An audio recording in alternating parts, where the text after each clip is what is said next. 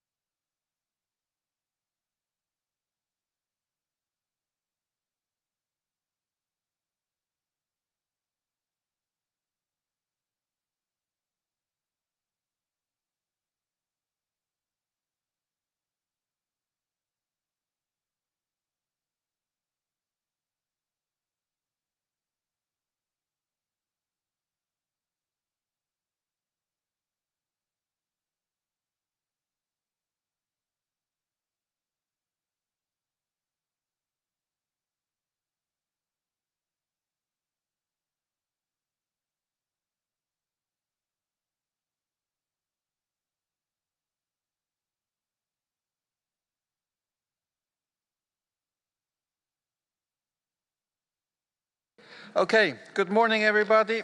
I hope you had a good rest and after yesterday's working group, which was quite intense, I watched from the sites, all from the sites, and could see how it went. So I think you needed to rest. I have a couple of announcements to make. First, I would like to repeat, we still have a lot of agenda items to go where you may have speaking notes. So please, I remind you to send those speaking notes to info@cites.org so that translators have them in front of them. That makes their life much easier. So please send your speaking notes to that info@cites.org so that they have them at hand.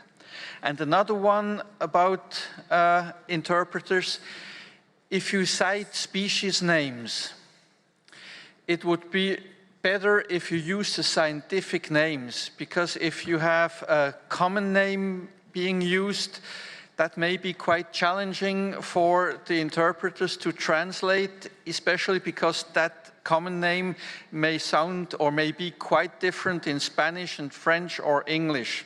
So please, whenever you use species names, use the scientific names, okay? Then I have a second announcement. We do have on the website the executive summaries 1 and 2, I think we have ready. I will take them up towards noon, so you have time to look at them and make your comments. In relation to the working group reports, we may not take them up today. There are some that will be published soon, or some are already published, but I intend to go by the working program first, so that we may have almost all Friday to look at these working group reports.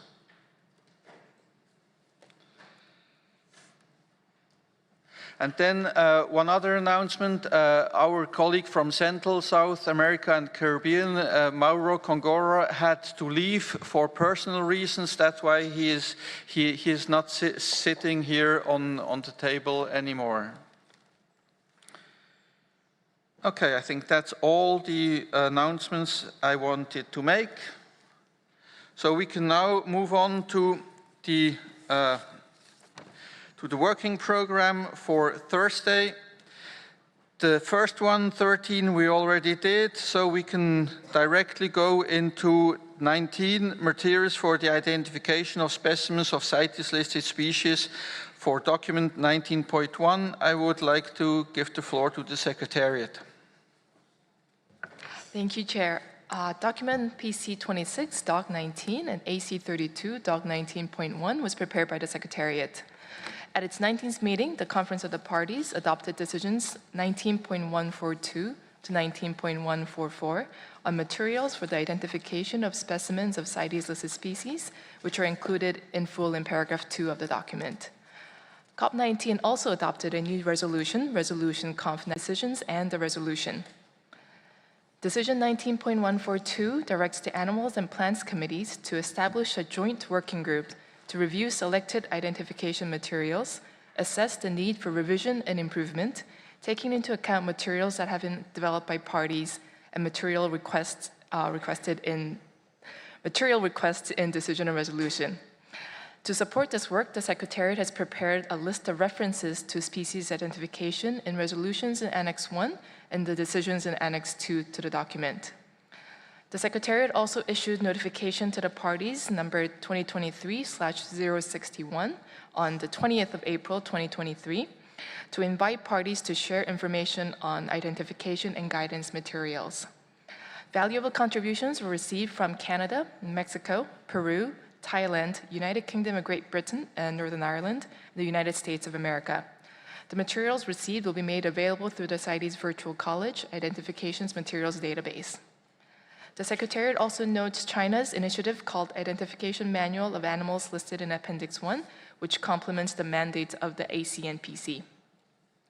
To implement Decision 19.142, the Animals and Plants Committees are invited to agree on the draft terms of reference for a joint intersessional working group as contained in Annex 3 to the document, and establish a joint intersessional working group and agree on the membership from the Animals and Plants Committees. The Plants Committees at its 26th meeting agreed to the establishment of a joint intersessional working group with an amended terms of reference to those presented in Annex 3 to the document. The amended terms of reference can be found in AC32 INF document 6 at the bottom of page 3. Thank you, Chair. Thank you, Secretariat, for introduction of the document. So I would open the floor now for comments. North America, you have the floor. Thank you, Mr. Chair, and good morning to everybody.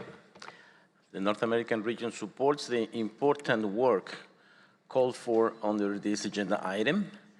During the Plans Committee discussion on this issue, we generally support the draft terms of reference for a joint intersessional working group with some amendments, mainly to highlight the need to provide frontline and forensic identification tools and to address look-alike issues on higher taxon level listing. Therefore, the North American region agrees that the Animals Committee support the establishment of the said joint intersessional working group with the mandate as amended by the Plans Committee. Thank you, Chair. Thank you, North America. Just to be clear, did you want to add wording to the terms of reference, or are you happy with it? In principle, I'm happy with it, but it also depends if some members of our region may additional precisions. Thank you.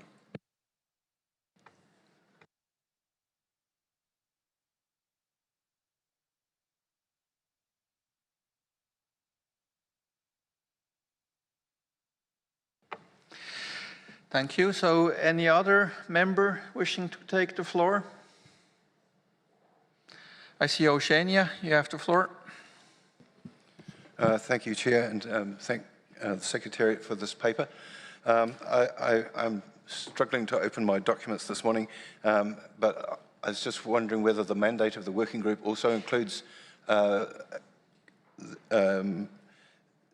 assistance with or working with China with their document under 19.2.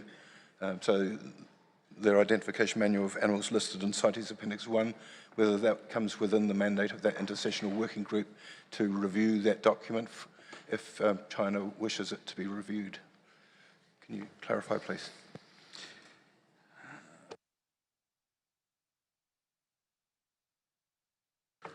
Well, it hasn't been tabled yet, but we will certainly consider it, you know. I think we will make sure that the information that comes from that work that China is proposing is being fed back into that working group, yeah.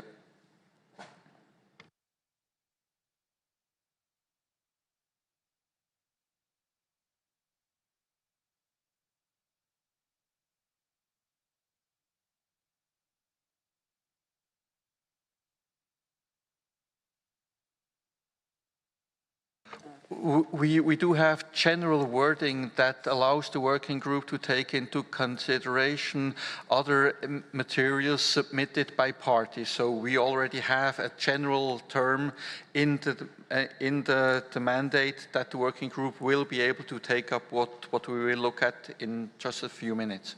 Okay? That's for members. Then I would ask the floor, open the floor for observer parties. I see the US wants to take the floor. United States, you have the floor. Thank you, Mr. Chair. Do you want me to read the amendments out that the North American representative to Animals Committee said that we had prepared?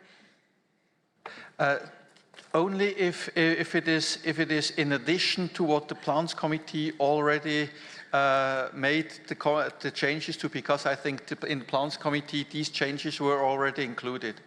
Thank you. No, they were made at Plans Committee. Thank you. I wasn't sure. Okay, and as you know, before we will strike the working group, I will read out the amended terms of reference that came out of the Plans Committee.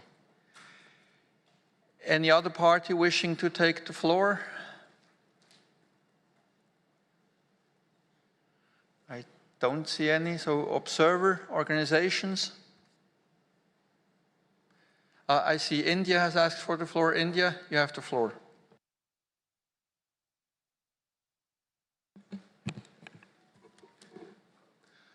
Thank you, Chair. As per the Res Conf 12.5 REV COP 19 on conservation of and trade in tigers, and other Appendix I Asian big cat species, all parties that make seizures of tiger skins within their territories, when possible, are urged to share images of the seized tiger skins with national focal points or agencies in the tiger range states, which have photographic identification database for tigers, and the capacity to identify tigers from photographs of tiger skins so as to identify the original of illegal species. Chair, in case of tigers, the issue is not the identification technique, the issue is the compliance of resolution of the COP. India carries out tiger monitoring in a 4-year cycle, camera trap surveys, a well-established method for abundance and density estimation of carnivores are employed during every monitoring cycle. Development of spatial capture, recapture methods have led to a greater clarity and precision in density estimation by integrating the spatial location information of animal photo captures. The image processing software, Cataract, Camera Trap Data Repository and Analysis tool, developed by India to analyze camera trap data, is used for organizing geotagging, that is tagging individual pictures with the location of the camera trap site of photo captures obtained from field. The geotagged images are further processed for segregation into species using an artificial intelligence tool. The AI-based image processing tool helps to automatically segregate the camera trap images of different species. Individual identification is carried out using pattern recognition program extract compare. Using an automated process, the pattern recognition software reaches through the database of images to calculate similarity between digitized tiger coat patterns to recognize common and unique individuals. Chair, the 5th cycle of All India Tiger Estimation covered forested habitats in 20 states of India. Camera traps were deployed at 32,588 locations, resulting in 4.7 million photographs, of which 97,399 were tigers. A total of 3080 individual tigers above the age of 1 year were photo captured. We believe that this is the world's largest effort invested in any wildlife survey till date. On all of the above counts, India, who has techniques and database for tiger skin, urges parties to share images of tiger skin specimens with a view to combat illegal trade in tiger specimen, in line with Rev Con 12.5 Rev COP 19 on conservation of and trade in tigers and other Appendix I Asian big cat species. India has already joined the member of the intersessional group established by the Plants Committee. Thank you, Chair. Thank you, India, for this very interesting information, and I think we can take note of that. Thank you very much. Thank you. I still have the floor open for observer organizations. I see the German Herpetological Society. You have the floor. Thank you, Mr. Chair. Just for clarification, I have one question. Does the term identification materials also refer to materials that not only has been prepared for by parties, but also for parties, for example, by observer organizations? I think the term identification manual, identification help is quite wide. So I think any material that can support parties in identifying species or knowing more about those species is quite welcome. So we have had many cases where there were materials produced by non-state organizations which were very helpful. So it includes those.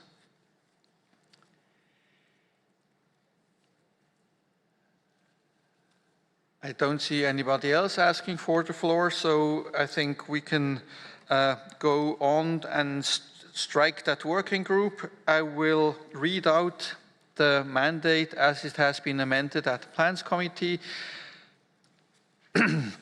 So the Joint Intersessional Working Group of the Animals and Plants Committees will, in consultation with the Secretariat, review selected identification materials and assess the need for their revision and improvement, taking into account the materials that are being developed or have already been developed by parties and materials requested in decisions or resolutions, as well as materials received in response to the notification to the parties 2023/051, and other relevant information such as that compiled during previous discussions of joint intersession working groups established since COP16 in Thailand 2013.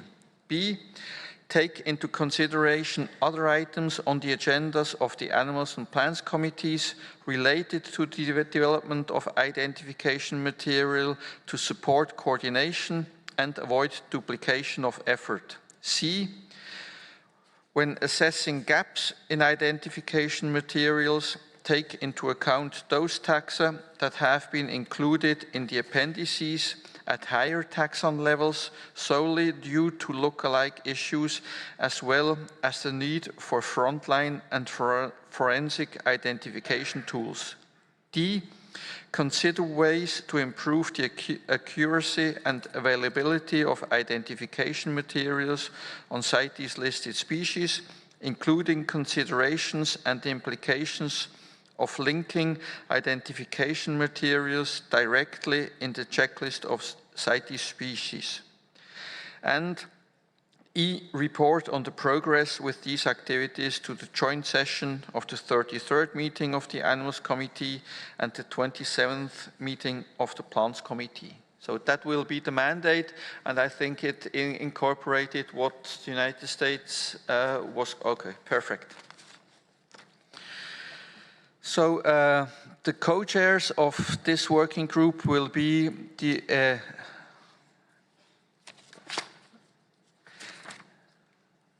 I have to check quickly.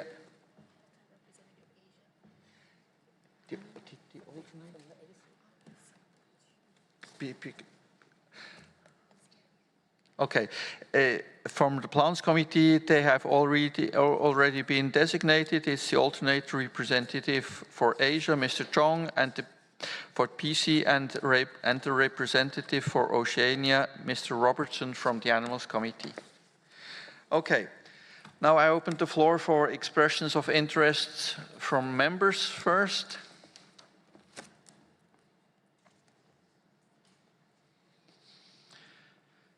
Then from observer parties that have not already been, I will read out which parties are already members of the working group from the Plants Committee to avoid confusion.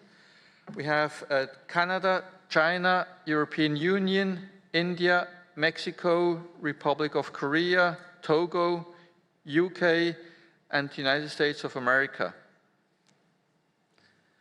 So other parties wishing to join is, I see New Zealand. Oh. Without my... Singapore, Argentina, Germany,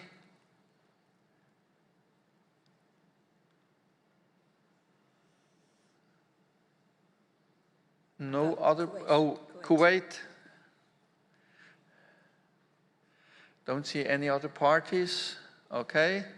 Then the observer organizations that are already in the working group are UNEP WCMC, American Herbal Products Association, Association Technique Internationale des Bois Tropicaux, Forest-Based Solutions, International Wood Products in Association, and Species Survival Network. So I open the floor for expression of interest from non-governmental organizations. I see German Herpetological Society, HSI, yeah. South African Taxidermy and Tannery Association. This time I got it all. SUCO. These abbreviations are great, it helps. Wildlife Conservation Society, EASA, European Pet Organization. I think I got them all, otherwise you have to wave so that I see you. Okay, perfect.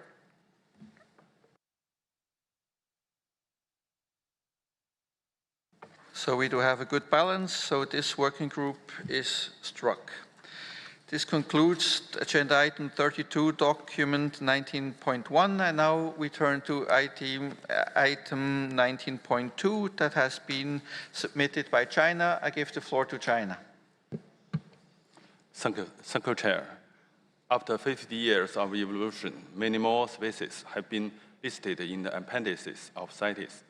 The identification materials need to be supplemented, updated, and sorted accordingly. As one of the most concerned fields, specimen identification of appendix listed species is essential for the parties' regulatory implementation and enforcement. As mentioned in paragraph 11 of PC 26, Doc 19 and AC 32, Doc 19.1, China is launching an initiative entitled Identification Manual of Animals listed in Appendix I, try to complement the mandate of the Animals and Plants Committee in Decision 19.142. China is willing to participate in the joint intersessional working group on identification materials and share our finding. As mentioned in paragraph 11 of PC 26, Doc 19, and AC 32, Doc 90.1, China is launching the initiative, means try to complement the mandate of Animal and the Plants Committee in this session. In consultation with the Secretariat and the Animal Committee, this initiative will support relevant experts and specialists with an expert contact group to conduct the gap analysis and compare the existing identification resources of Appendix I listed animal species to develop an updated identification manual of animal listed in CITES Appendix I. Given the large number and the global distribution of animal species listed in Appendix I, we urgently need support from committees, parties, and observer organizations. Animal Committee is invited to consider the integration of this project with its relevant mandates, review the strategy as outlined in the paragraph 8 and 9 of AC 32 Doc 19.2 and help to establish an expert contact group. Thank you for your guidance, dear Chair. Thank you very much, China, for the introduction of the document. So we are asked to comment on this document and also express interest in joining that initiative and providing the expertise that we have. So I open the floor for comments and expressions of interest. I see Oceania. Thank you, Chair. As co-chair of the intersessional working group that we've just struck, I very much welcome China's initiative in launching this program and look forward to working with China on that through the intersessional working group and also as a sort of expert panel member if they want that, if I can assist in any way there from the Oceania region. So thank you. Thank you, Oceania, for that support and your interest in joining that contact group, as China has called it. So I open the floor for North America. You have the floor. Thank you, Mr. Chair. We commend China for the efforts they are undertaking to develop updated identification materials for Appendix II species. The focus on Appendix I species strike us as a useful approach to prioritizing the production of such materials. The North American region does have some questions of clarifications regarding the expected role of the Animals Committee in the development of this project. Notably, We will caution against duplication of effort with the work of the joint intersessional working group established under previous agenda item. As such, the region suggests that the document be provided to the established joint intersessional working group for their consideration too, as I believe also my colleague from Oceania mentioned. Thank you. Thank you, North America. I think this will be quite important, that the work that is being carried out in this contact group is not duplicating the efforts of the intersessional working group, but on the contrary, feeds into the work of that working group. And I think it is also assured because China is also member in the intersessional working group, and we now have the co-chair also working together with China. So I think these connections are assured already by that.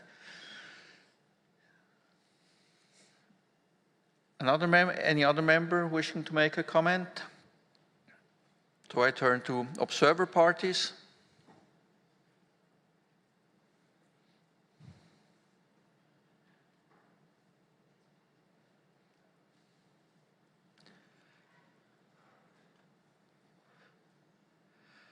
Observer organizations.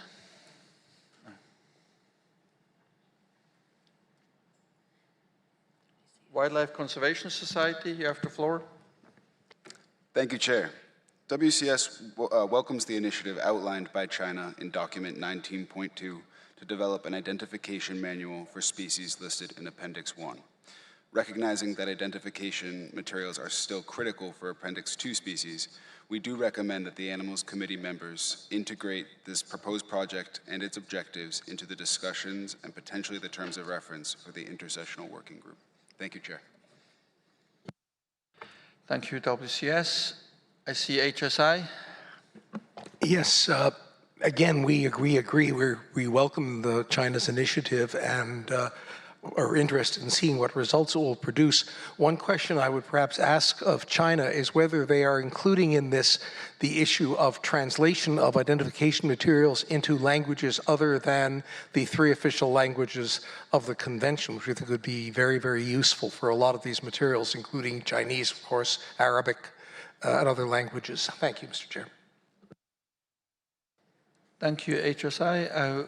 I will then turn back to China soon to ask that question. Any other comments? Maybe I wasn't clear, but I think China is also asking for parties or observer organizations that wish to be part of that contact group to contribute to that work that China is considering making. So I again open the floor if there are parties who wish now to convey to China that they would be interested in joining that initiative. So again, open the floor. I see South Africa. You would be interested? Good, perfect.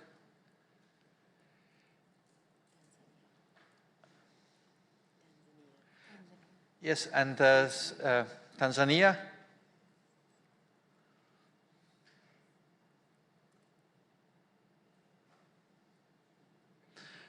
Observer organizations, HSI, German Society for Herpetology,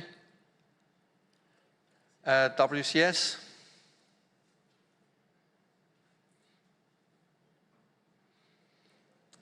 Okay.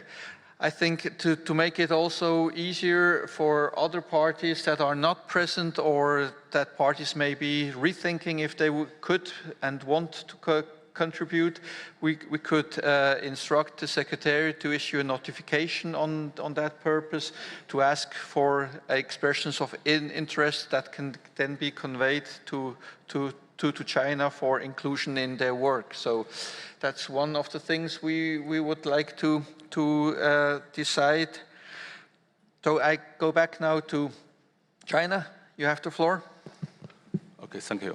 We will translate in Chinese both and other 3 convention languages with the help of our secretariat. No problem. Okay, thank you very much. Okay, so I think the Animals Committee welcomes this initiative and also encourages China to make sure that the results of this initiative are fed into the work of the intersessional working group just formed prior, and also instructs the Secretary to issue a notification for expression of interest in joining this initiative. So I think that's our conclusion of that document. I don't see anybody disagreeing, so thank you very much. What's next?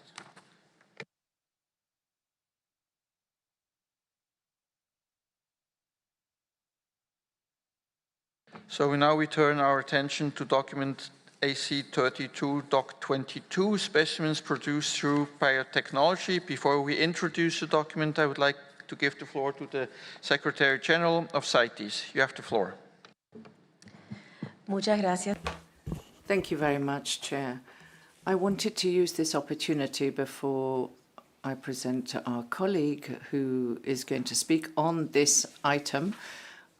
I would like to use the opportunity to thank the CINE program, which is from the Vaud canton in Switzerland, and they have facilitated the presence of 4 people with the relevant education and experience to the Secretariat, and they're going to be working for 4 to 6 months supporting our Secretariat. It's been very useful since we have a relatively small Secretariat, and I think they have also benefited from the international experience with CITES over the months that they are spending with us. So now I'd like to present Rosanne Suessa, who is going to present item 22.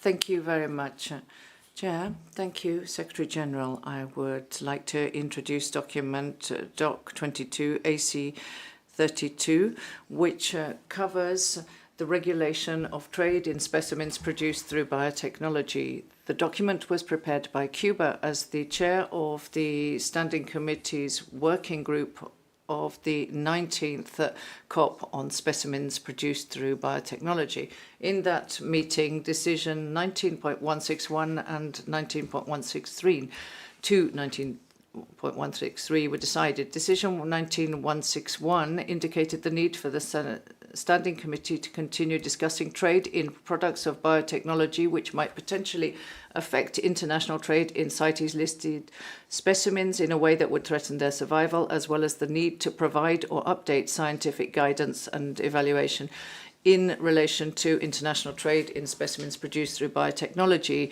Decision 19162 invites the AC to provide any relevant scientific advice and guidance on matters related to international trade in specimens produced through biotechnology.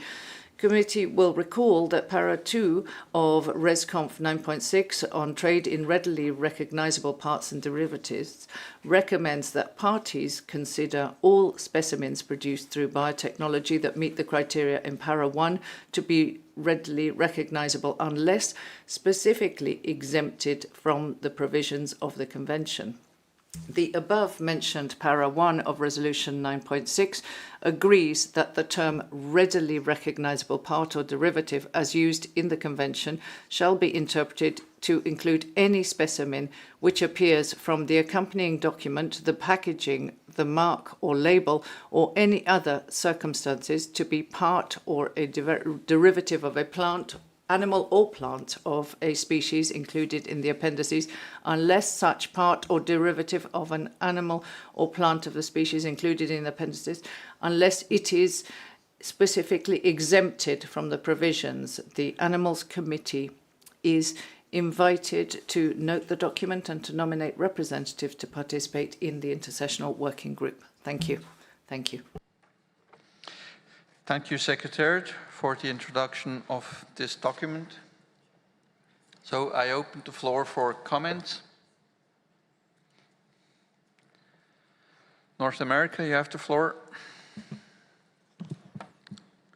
Thank you, Mr. Chair. Well,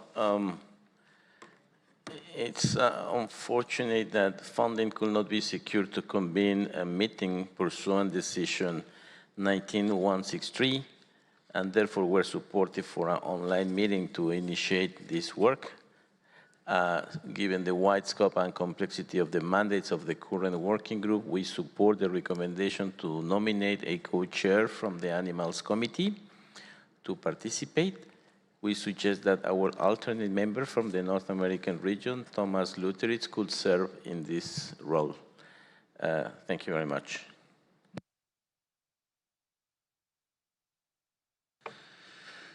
Thank you, North America. Any more comments from members on the document? I don't see any, so I open the floor for observer parties to comment.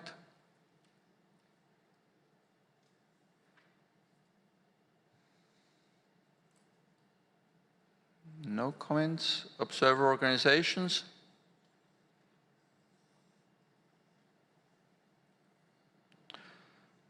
Okay, so with this, just give me a second.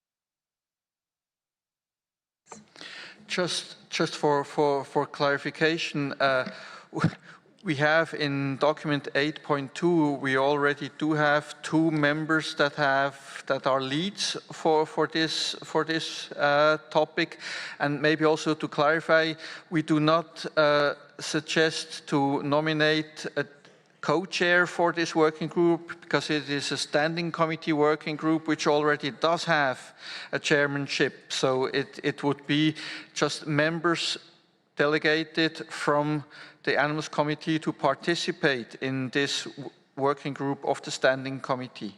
Just as a matter of clarification.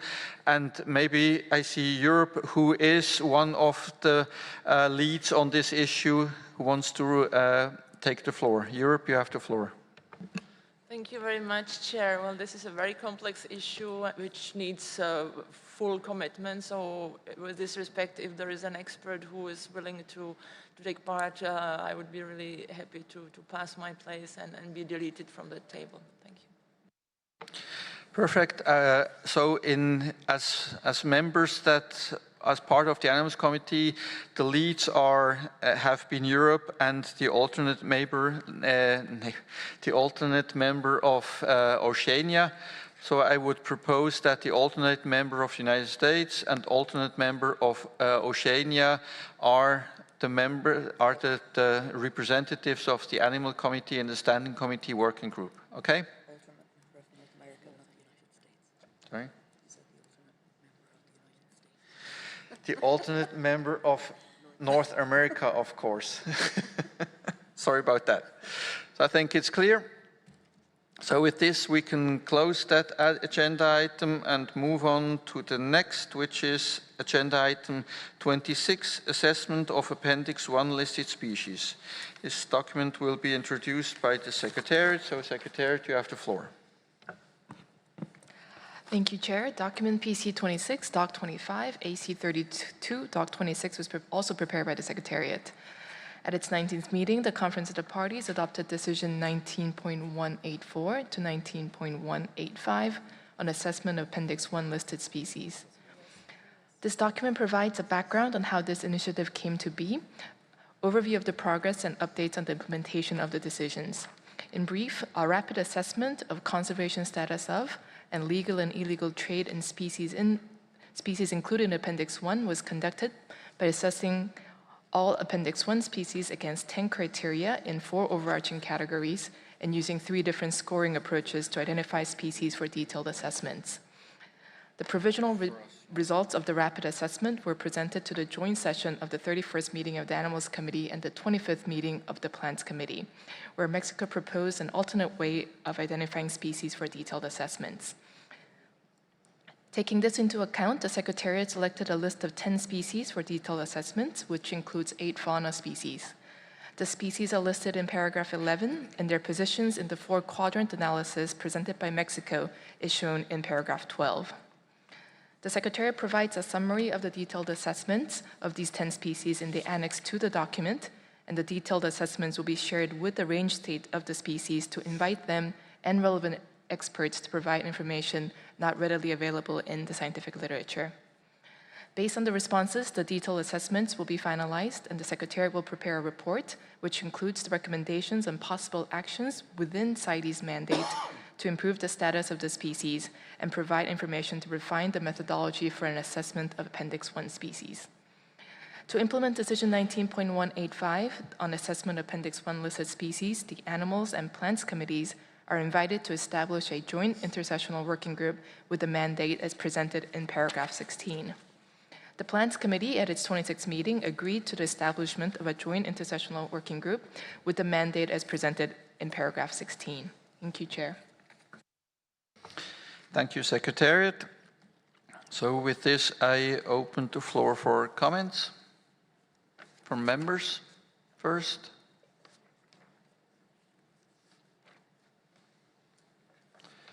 From observer parties.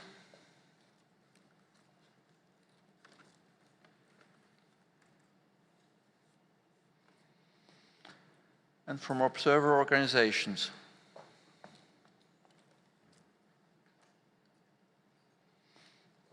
Okay, that's a quick one. Thank you.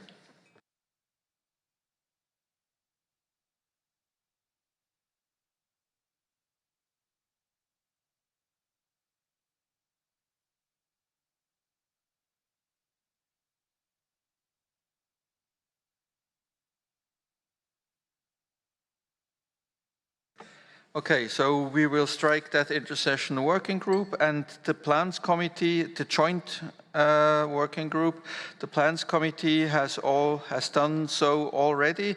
So the chair of the from the side of the plans committee is representative of Asia, Mrs. Seng.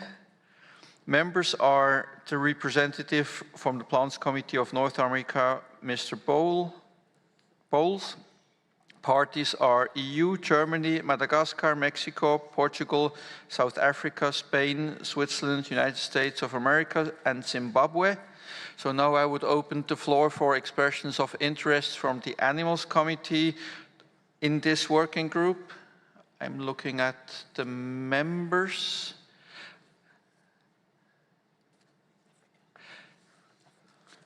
Africa.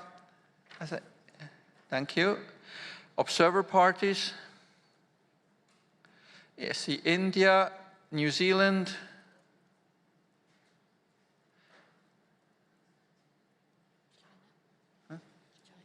China.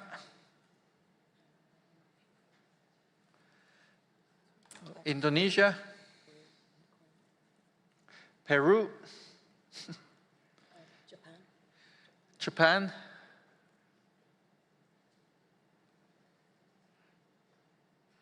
And I think that's, oh yeah, Namibia. Thank you very much. And Colombia.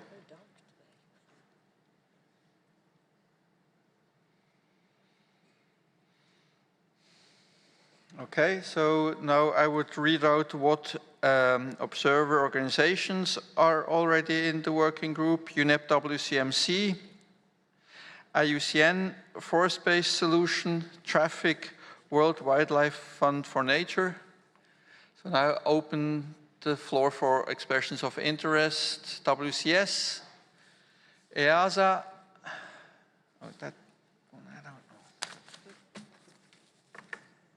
Safari Club International, Parrots Breeders Association of South Africa,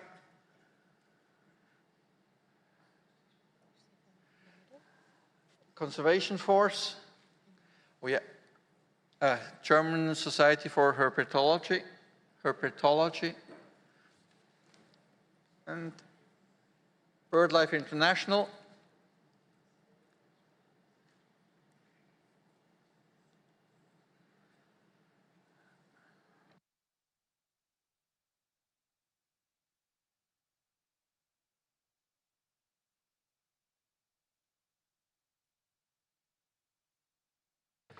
And as members of the Animals Committee, we have in the table 8.2 of leads, we do have the alternate from Oceania, which already expressed interests, and the representative from Asia, who will serve as co-chairs to this working group.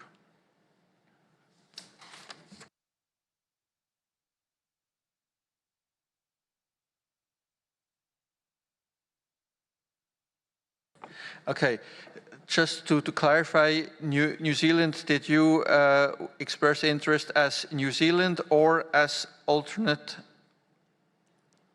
for the Animals Committee? Is it okay if I express for both? Thank you. Well, as a person, you cannot do both. So will be somebody else from New Zealand be on the working group, because as you are as a person alternate for the work for the Animals Committee. Yes, thank you. So I'll be attending as the alternate member for Oceania, and we'll have another person from New Zealand helping. Thank you. Okay, perfect. Thank you very much.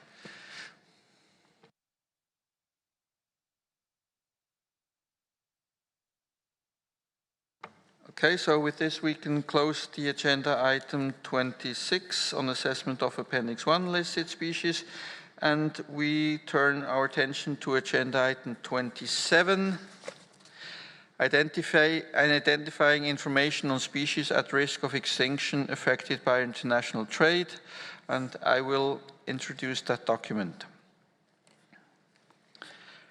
Document PC 26, Doc 26, AC 32, Doc 27 addresses key considerations in implementing decisions 19186 to 19188 on identifying information on species at risk of extinction affected by international trade.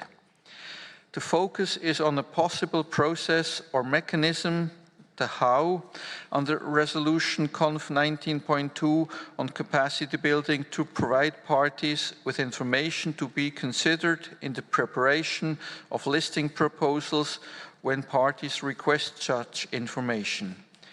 The terms of reference of the Animals and Plants Committees of the Conference of the Parties as contained in Resolution Conf 18.2 on establishment of committees includes that the committees shall, upon request by parties, provide advice related to scientific, technical and nomenclature aspects of proposals to amend the appendices.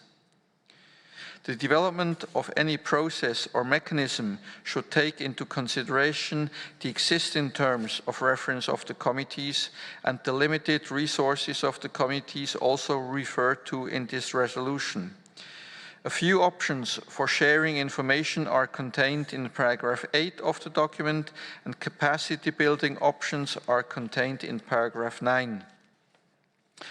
At its 26th meeting, the Plants Committee established a joint intersession working group on species at risk of extinction with the mandate to develop draft recommendations on a possible process or mechanism under Resolution Conf 19.2 on capacity building to provide parties with information to be considered in the preparation of listing proposals when parties request information such as relevant studies, analysis, or other sources of information on the identification of species at risk of extinction that are not yet regulated under CITES and may be affected by international trade, or relevant studies, analysis, or other sources of information on the identification of species that may receive insufficient CITES regulation and may be affected by international trade. B, possible processes, mechanisms for providing support or guidance to parties in the development of listing proposals in addition to the process or mechanism referred to under A above. C, coordination with the CITES Secretariat, CITES parties, IUCN, UNEP WCMC, FAO, regional competent authorities, and relevant experts as appropriate as part of a possible processes or mechanisms to provide parties with information to be considered in the preparation of listing proposals when parties request information. And D, report back with its recommendations to the joint session of the 33rd meeting of the Animals Committee and the 27th meeting of the Plants Committee. The Plants Committee noted that the final membership will be published after the meeting of the Animals Committee and nominated several people to this working group. The PC recommendations are, as always, contained in the Executive Summary PC Sum 3, as well as in the INF document AC 32 INF 6. So the Animals Committee should consider the recommendations adopted by PC 26, including the mandate for the intersessional working group. So I open the floor for any comments from members on this issue.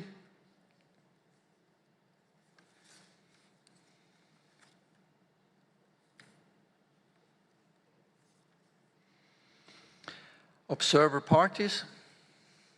I see Israel has asked for the floor. Thank you, Chair. Good morning to everybody. This is an issue that was brought up into the COP, trying to look for ways to find species that are at risk of extinction that are not currently listed in the appendices and to get them into the appendices. And somehow it's become, according to the mandate, a very, what shall I say, putting it under capacity building and saying where the parties request information makes it the exact opposite of a proactive process. Instead of actually going out and finding which species might benefit from the provisions of the convention, this seems to be worded in a way that all these bodies are sitting waiting for the parties to knock on the door and say we need information and then how to provide them with that information. I realize PC has already gone over this and adopted the mandate and adopted the terms of reference, so it makes it very difficult for us to change, make any changes to the terms of reference, even so you can't have two separate terms of reference for one working group. But we would like to highlight to whoever members are of this working group that under the terms of reference, big letter B, where it speaks about possible processes and mechanisms for providing support or guidance to parties, it shouldn't restrict itself just to the issues of waiting till the party knocks on the door. And we would hope that this working group can find some proactive ways to find species that are at risk of extinction and get that information to the Secretariat, to the parties, so that they can prepare listing proposals. And not just as a capacity building process for helping parties that have already identified a species needing protection. This would be our recommendation, to highlight this information to the working group to take that into account. Thank you, Chair. Thank you, Israel. I remember well the discussion at COP, and we did get a quite clear mandate from this COP. So Animals and Plants Committee did get a quite clear mandate which reads, consider under Resolution 19.2 on capacity building how to provide parties requiring it with information from any relevant studies and so on. So we were not requested to produce tables of species which might merit inclusion in the appendices. So we are really requested to provide information and support to parties how to make listing proposals, and that's what we ask this joint working group to do. So I don't think we should extend the mandate that the COP has been given to us.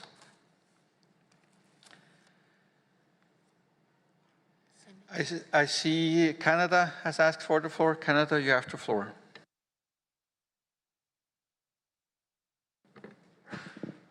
Thank you, Chair. Canada supports the formation of a joint intersessional working group to develop recommendations on this issue. Canada notes that the CITES Virtual College, a resource that can be found on the CITES webpage, includes a unit entitled Proposals to Amend the Appendices. It's a very high-level, process-oriented unit, and some of the references in it suggest it was written many years ago. Canada suggests, therefore, that expanding this unit to provide, among other things, information sources might be helpful to parties seeking practical help in preparing species proposals. And this could be one of the approaches that the working group could consider. Thank you, Chair. Thank you very much, Canada. I see the UK. UK, you have the floor. Thank you, Chair. The UK would like to provide a brief update in our role as the chair of the Standing Committee Intersessional Working Group on Species at Risk of Extinction Affected by International Trade. We have recently initiated that working group and shared a plan for sequencing the work of any potential Plant and Animals Committee working group with that of the Standing Committee's working group. To enable the correct sequencing, we expect the bulk of the Standing Committee discussions to be after the next joint Plants Committee, Animals Committee meeting, when the recommendations from these committees will have been completed and formalised. We will welcome nominees from the Animals Committee and Plants Committee, of course, to join the Standing Committee working group, which will help connect between the two strands of work. The UK also intends to join the joint Animals Committee, Plants Committee intersessional working group in order to provide a link between the discussions between those two working groups, just for consistency. Thank you, chairs of the Animals Committee and Plants Committee, for putting this document together, and we look forward to working with the committees to progress this topic, and have taken note of comments made by parties here. Thank you. Thank you, UK. We certainly will make the connections. Now I see Senegal. Senegal, you have the floor.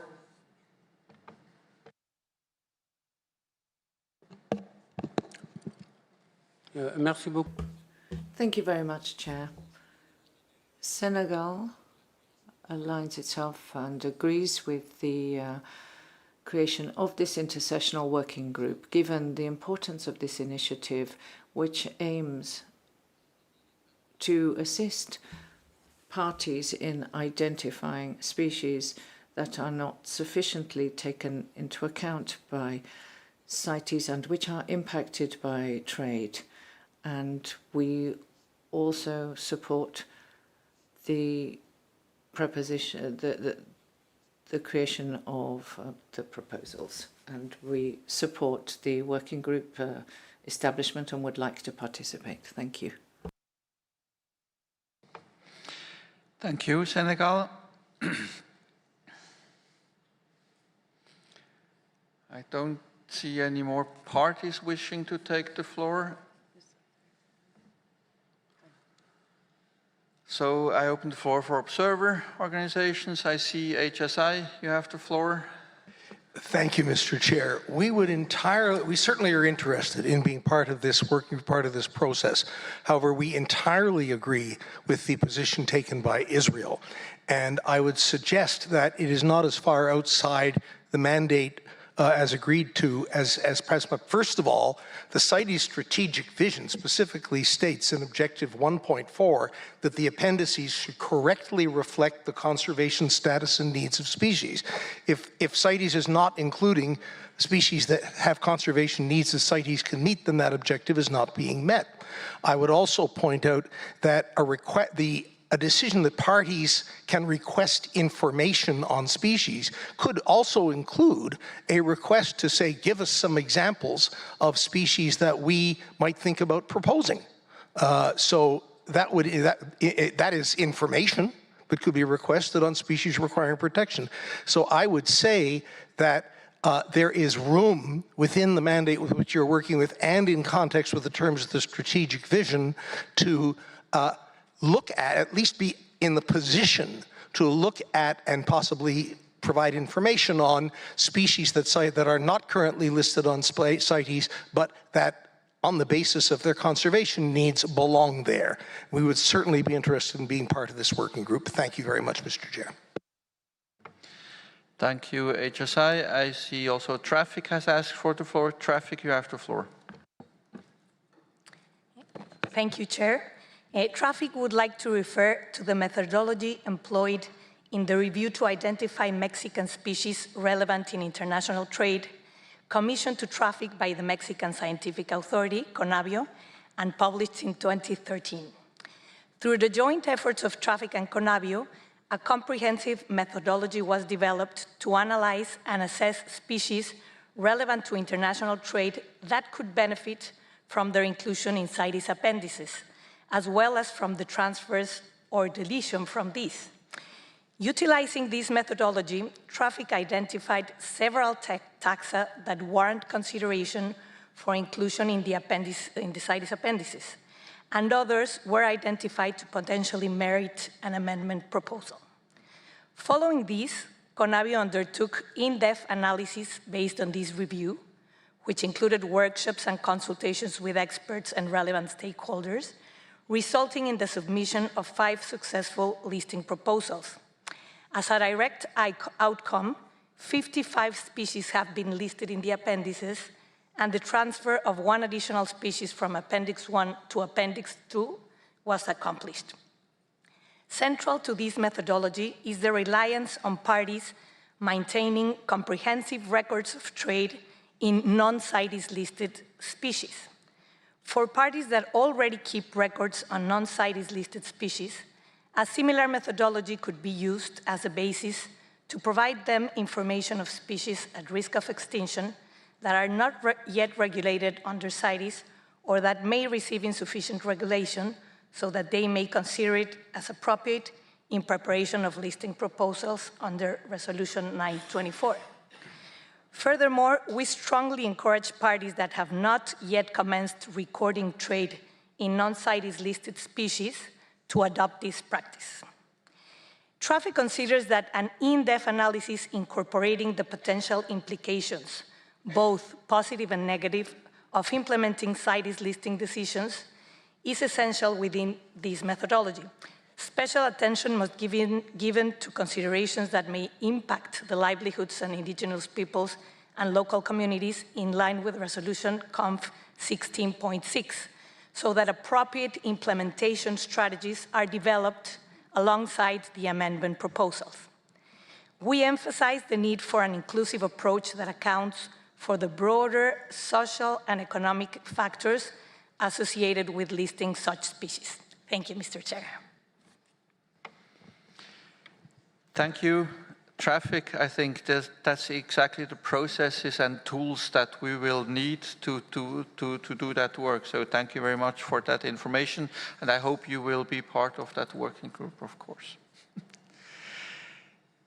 Any other observer organization wishing to take the floor? I see Conservation Force has asked for, no, not anymore. Good, then UNEP WCMC, you have the floor. Thank you, Chair. Following on from Israel's point about a proactive approach, and as highlighted at COP19, UNEP WCMC collaborated with colleagues at the University of Oxford, IUCN, and others to develop a new mechanism for identifying species that are globally threatened on the IUCN Red List and likely to be at risk from international trade. The working group may wish to consider this repeatable process as a potential mechanism to help support decision-making within the convention. For example, the analysis identified over 900 non-CITES listed species that fit into the likely threatened by international trade category. We believe that this could help inform both this process as well as the discussion linked to Objective 1.4 of the CITES strategic vision. The scientific paper has now been accepted in Nature, Ecology, and Evolution, and will be published soon. We will submit the published paper to the Standing Committee as an information document and look forward to engaging in the discussions within the working group. Thank you very much. Thank you, UNEP WCMC, for this information.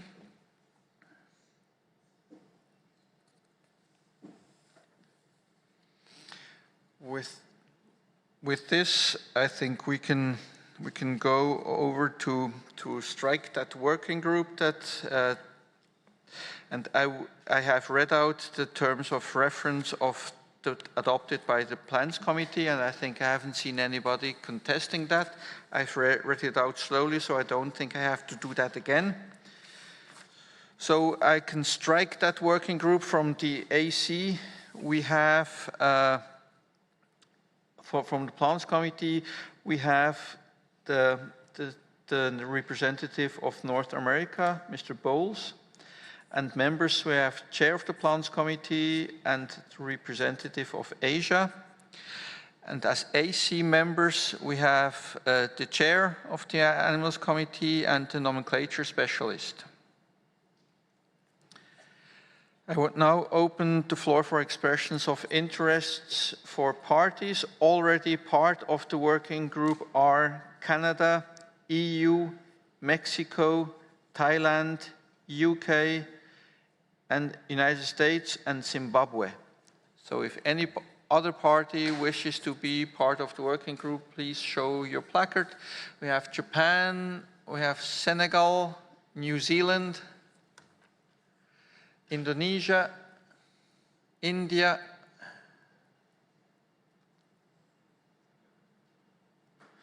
China, Peru.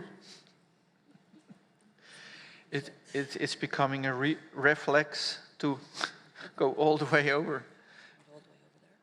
Yeah, and also over here. Brazil.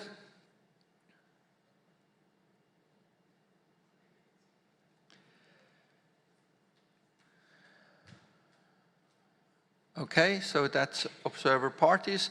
Then I open the floor for observer organizations. We already have UNEP WCMC, IUCN, Species Survival Network, and Traffic. We already have you there. Okay. BirdLife International, Born Free USA, Nature Resources Defense Council, Center for Biological Diversity, IWMC, FACE, Association of Zoos and Aquariums, SUCO, Organization of Professional Aviculturists, Humane Society, German Society of Herpetology, Zoological Society of London, WWF, European Pet Organization, Safari Club International, FAO, Parrot Breeders Association of South Africa, Defenders of Wildlife, Conservation Force, Oceana,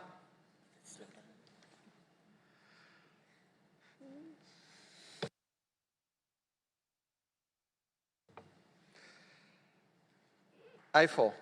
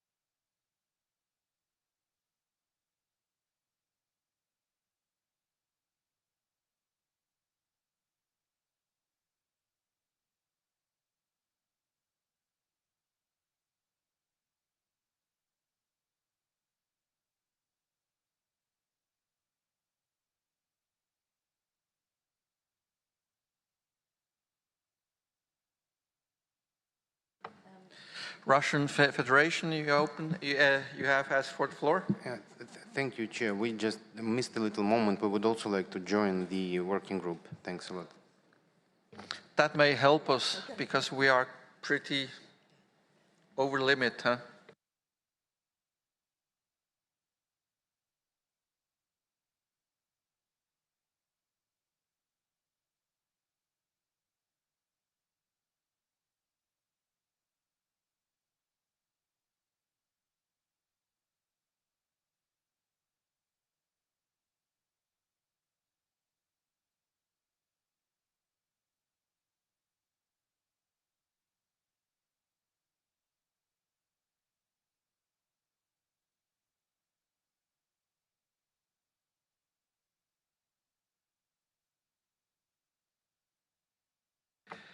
Okay, we have 4 observer organizations, too many, so we need to cut down 4, so eliminate 4 of these organizations from the list. So I would ask you to consult amongst yourself who is representing the same interests to make sure that we don't have overlap and that we can reduce the list. So please,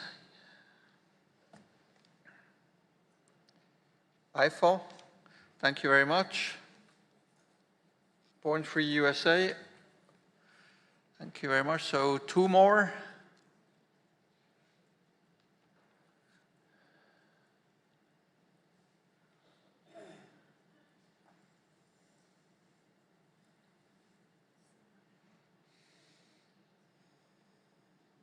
Please talk with each other or make signs.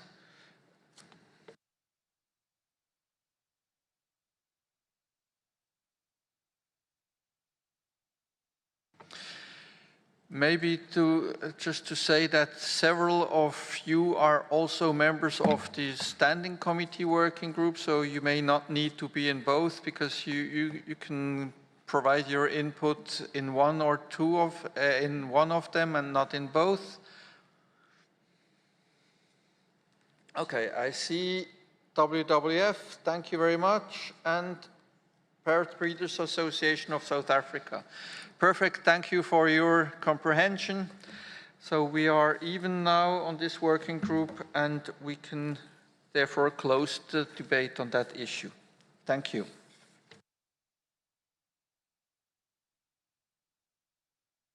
North American region, you have something? Just to confirm that from this side, you and the nomenclature specialists will be the ones following. Yes, at the start I said we would be representing, so that's still the case. We haven't withdrawn our intention, our obligation. Good.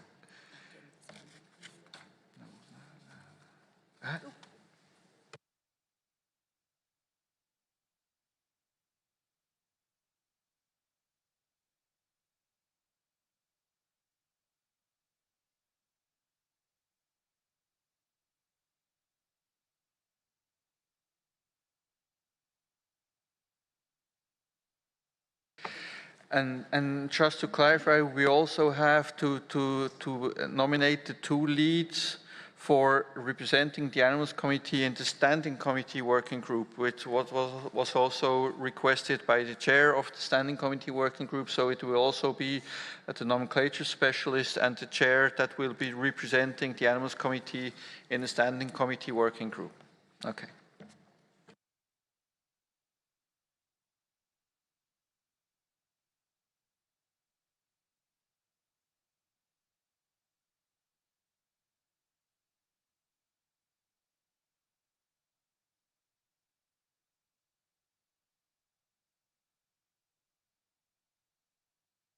Okay, now we turn our attention to agenda item 31, which is on pangolins. The Secretariat has the floor. Thank you, Chair. Document AC32, Doc 31, reports that Decision 18.239 on pangolins has been implemented thanks to a financial contribution from France to the strategic programme of the International Consortium on Combating Wildlife Crime, or IQWiC. To implement the decision, the Secretariat worked with the Species Survival Commission Pangolin Specialist Group of the International Union for Conservation of Nature, IUCN, to develop conservation parameters, conversion parameters, my apologies, for all pangolin species that will enable the reliable determination of the number of animals associated with any quantity of pangolin scales seized, in collaboration with the pangolin range states. The final report is presented in the annex to this document, and the available data on scale mass for the 8 pangolin species from the report is presented in the table found in paragraph 6.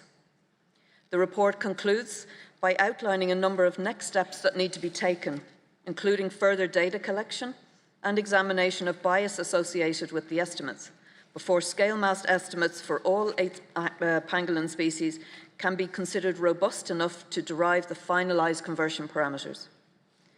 So the Animals Committee is invited to A, consider the report in the annex to this document and any updates provided by the Pangolin Specialist Group, in particular any revisions or updates to the table in paragraph 6, and B, make recommendations to the Secretariat and the Standing Committee as appropriate on the conversion parameters developed for all 8 pangolin species. The Chair may wish to give the floor to IUCN to provide an update on the additional work undertaken by the Pangolin Specialist Group on developing robust conversion parameters for pangolins that has been carried out since this report was prepared. Thank you, Chair. Thank you, Secretariat. So I give the floor to IUCN. Thank you, Chair. The IUCN Species Survival Commission Pangolin Specialist Group continues to work on the conversion parameters so that parties have robust conversion parameters to use as soon as possible. In reference to Table 1 presented in paragraph 6 of document AC32 Doc 31, sufficient data has been collated for 6 of the 8 pangolin species, namely Manis pentadactyla, M. javanica, M. culioensis, M. tricuspis, M. tetradactyla, and M. gigantea. For 3 of these species, M. pentadactyla, M. javanica, and M. tricuspis, data has been obtained from at least 30 specimens. For M. culioensis, M. tetradactyla, and M. gigantea, data has been collected from less than 30 specimens. However, robust conversion parameters will be obtained through modeling facilitated by data collection processing using seized scale stocks. Compilation of the conversion parameters for these 6 species, which also appear to be the most abundant in illegal trade of pangolin scales, is ongoing, with the project consultants carefully factoring in potential sources of bias inherent in pangolin scale mass estimation as described in the annex to the document. For the remaining 2 species, M. crassicordata and M. teminkii, data gaps remain, which the Pangolin Specialist Group is actively seeking to fill. For M. teminkii in particular, this is critical, because through the work done as part of this project, the consultants have become aware of significant variation in scale mass across the range of this species, and they are working to overcome this bias in the data and through further data collection. It is also worth noting that the Pangolin Specialist Group has significantly advanced our understanding of the species composition in seized pangolin scales, which, in addition to species-specific conversion parameters, is the other required piece of information needed to accurately estimate the number of pangolins removed from the wild to comprise any given seizures of scales. Consignments are only rarely composed of scales from a single species, and through diligent analysis of nearly 30 metric tons of seized pangolin scales stocked in 6 countries to date, we are developing an understanding of the probability of any pangolin species being present in a seizure and their proportional representation. The Pangolin Specialist Group looks forward to providing an update on M. crassicordata and M. teminkii and the conversion parameters for the 6 other species at the 33rd meeting of the Animals Committee. Thank you. Thank you, IUCN, for this excellent work. I would now open the floor for comments from members of the committee. I see North America, you have the floor. Thank you, Mr. Chair. The North America region welcomes the report in the annex to document AC 32, Doc 31, and extend thanks to France for the financial support of this work. We know that the Pangolin Specialist Group believes that additional work is needed before the conversion parameters for all the 8 pangolin species can be finalized, and we're pleased to see that the Specialist Group has secured funding for the Pangolin Crisis Fund to continue the work. We recommend that the Secretariat consult with the Specialist Group to determine if it will be useful to issue a notification to the parties to solicit samples from relevant and potential sources holding carcasses and skins, including zoos, museums that can be used to increase the sample size to meet or exceed the minimum baseline of 30 specimens for those species not adequately represented. We thank the Secretariat and the Specialist Group for their work and look forward to see the finalization of this important conservation and enforcement tool. Finally, we suggest the Animals Committee review this work at the next meeting to have better and more complete information to issue recommendations to the Secretariat and the Standing Committee as appropriate on the conversion parameters developed for all the 8 pangolin species. Thank you, Chair. Thank you, North America. Other members wishing to take the floor? I don't see any, so I would open the floor for comments from observer parties.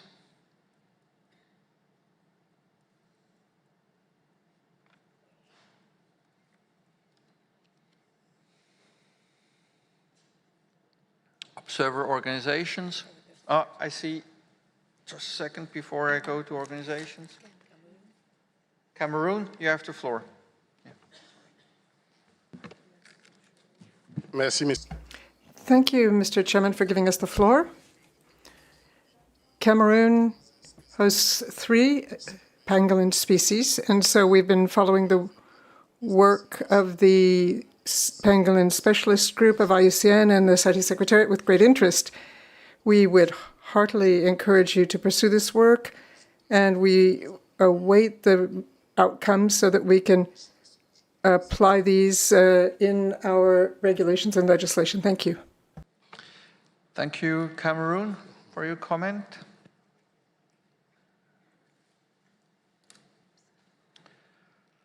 No more observer parties. I open the floor now for observer organizations wishing to take the floor.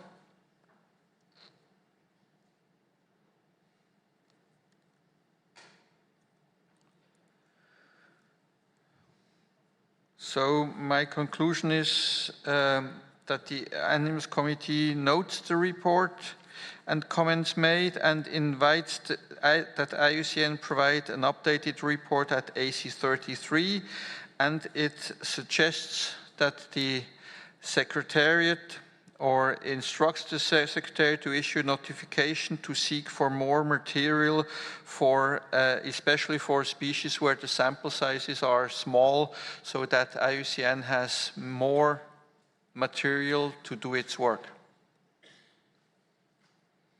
Does that capture what North America wished? Okay, thank you very much.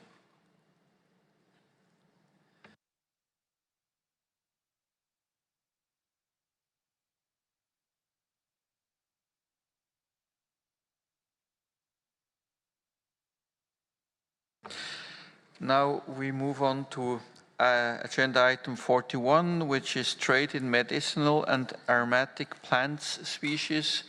I hope we will be enlightened why this topic is in the Animals Committee. So I give the floor to the Secretariat to explain this. Thank you, Chair. Document PC26, Doc 34/AC32, Doc 41, presents progress in the implementation of Decision 19261 to 19264 on trade in medicinal and aromatic plants. Decision 19263 requests the Plants Committee to undertake a review of Resolution 1019, RevCop 14 on traditional medicines and to prepare recommendations for a revised resolution on traditional medicines or a new resolution on medicinal and aromatic plant products. Any revision of the resolution on traditional medicines would warrant the involvement of the Animals Committee.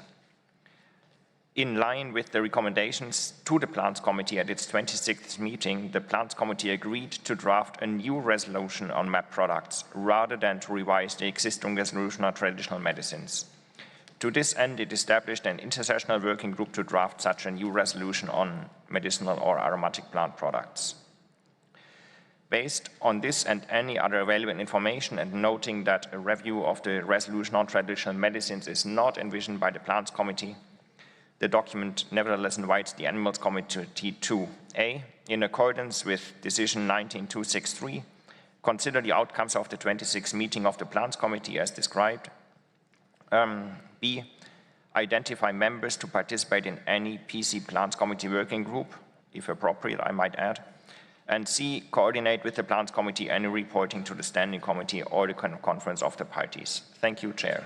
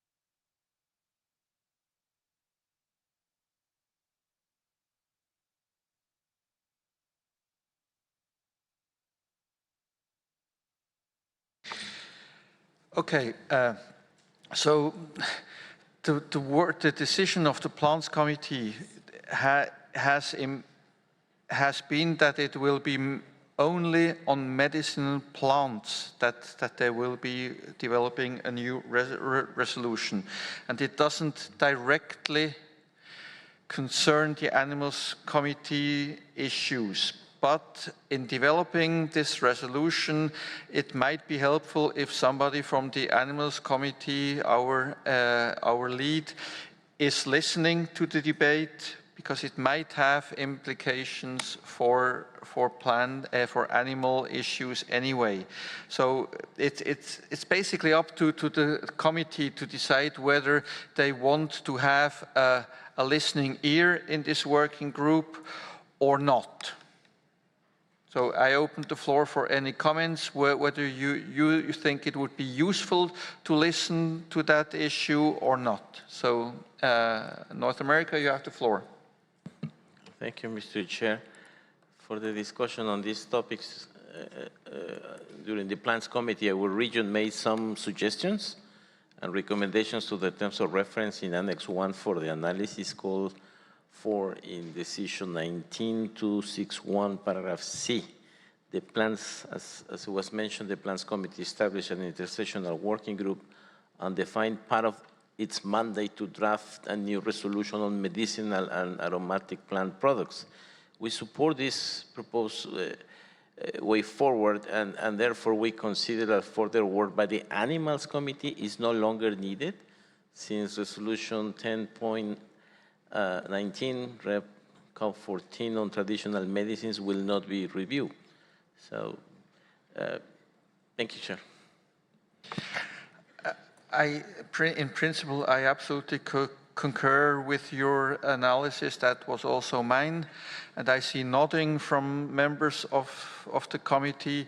So I don't think the outcome of the suggestion from the Animals Committee will be not to represent, to send a member into this working group, because I think we have enough other working groups where we have a lot of work to do, and we don't really need to be part of that discussion that will be happening there. So, okay, so thank you very much.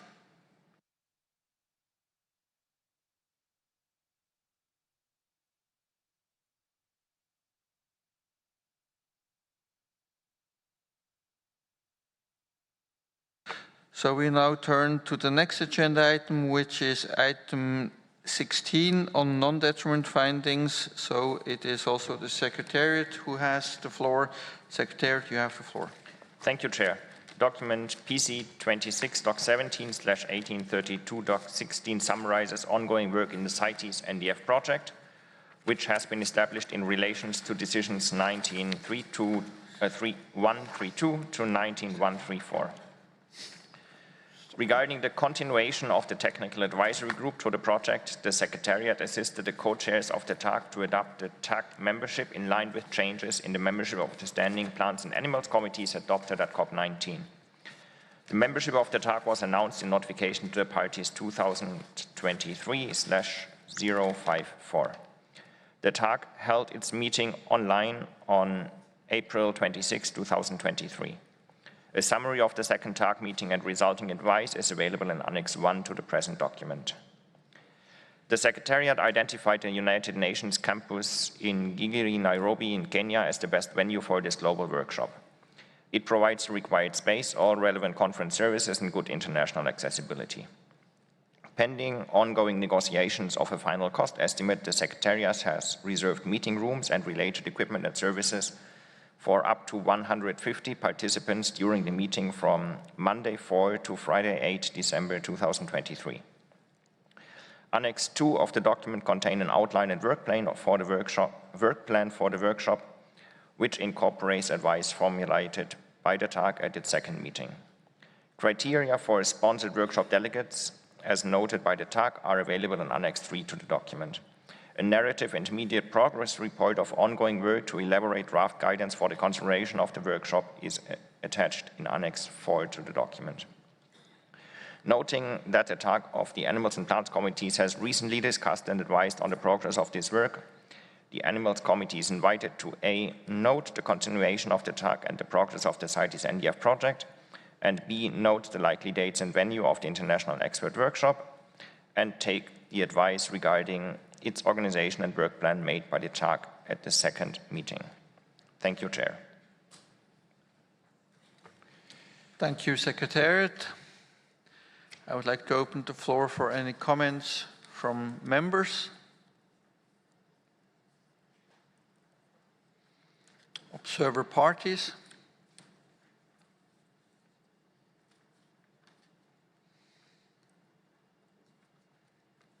Observer organizations.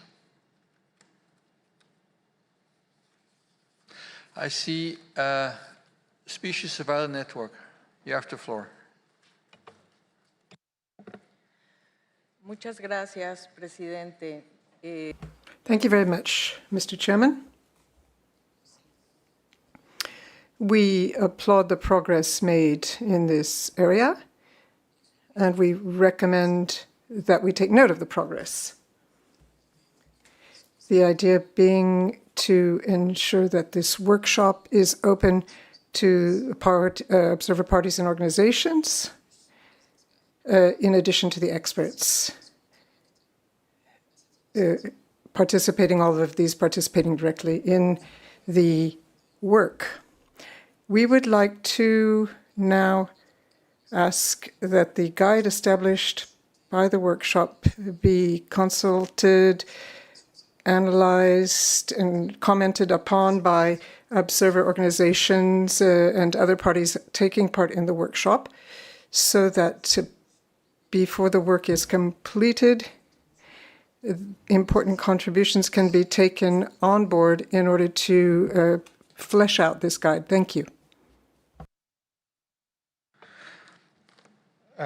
To my knowledge, the workshop is open to everyone, but the process, I think the procedural question that was asked by SSN, I think it's best that the Secretariat makes a comment on that. Okay, thank you. So our vision of how to progress this work until after the workshop is roughly that we will publish an invitation to register for the workshop. That will be an open invitation. We currently do not intend to initially restrict participation in the workshop, but noting that there is a limit of 150 participants. So there may be some criteria in case there are more than 150 registrations when we have to make selections. There will be a third TAG meeting before the workshop to consider the progress of the online expert groups that are currently ongoing under coordination of IUCN. There may be another TAG meeting after the workshop. We have received advice, as you can read in the document, that there will be a drafting group to compile suggestions for revision, any potential revision of the NDF resolution. So all of these processes are open, and the final outcome of this process will go to the Animals and Plants committees for revision and sign-off before it is being adopted, if adopted at all. Thank you very much. I hope that answers the question.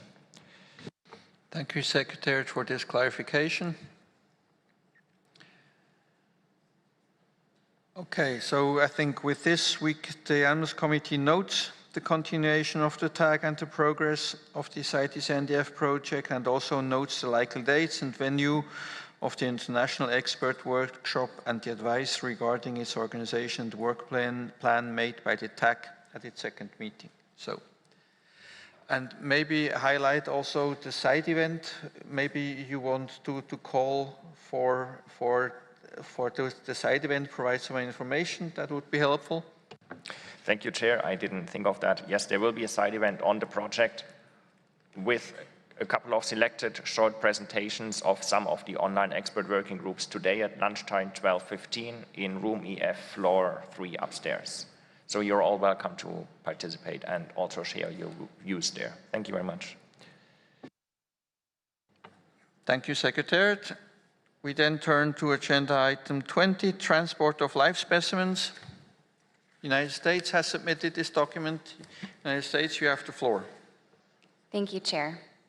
We submitted this document on the transport of live specimens to help clarify next steps and to assist with the multiple consultations included in the decisions. At COP19, the Conference of the Parties adopted 2 decisions to improve the transport of CITES specimens by helping parties to better comply with the existing regulations. In particular, Decision 19.158 directs the Animals and Plants Committee, in consultation with the Standing Committee, the Secretariat, and the International Air Transport Association, or IATA, to hold a workshop to share best practices related to live specimen transport. As we know, CITES requires that parties prepare, ship, and properly care for live specimens in ways that, quote, minimize the risk of injury, damage to health, or cruel treatment. And the 3 regulations deemed to meet these requirements include the IATA Live Animals Regulations, which applies to live animals, the IATA Perishable Cargo Regulations, which apply to live plants, and the CITES guidelines for the non-air transport of live wild animals and plants, which applies to additional species included in the appendices. So the goal of the workshop is to increase parties' use and understanding of these existing regulations. And the hope is that upholding these regulations could help minimize stress, injury, and illness for live CITES plants and animals, maximizing safety for those living specimens and the people who handle them. Because of our engagement in the US with the IATA Live Animals and Perishables Board, we met with the Secretariat and with the chairs of the Animals Committee and Standing Committee and identified next steps for the workshop. So those are in the document.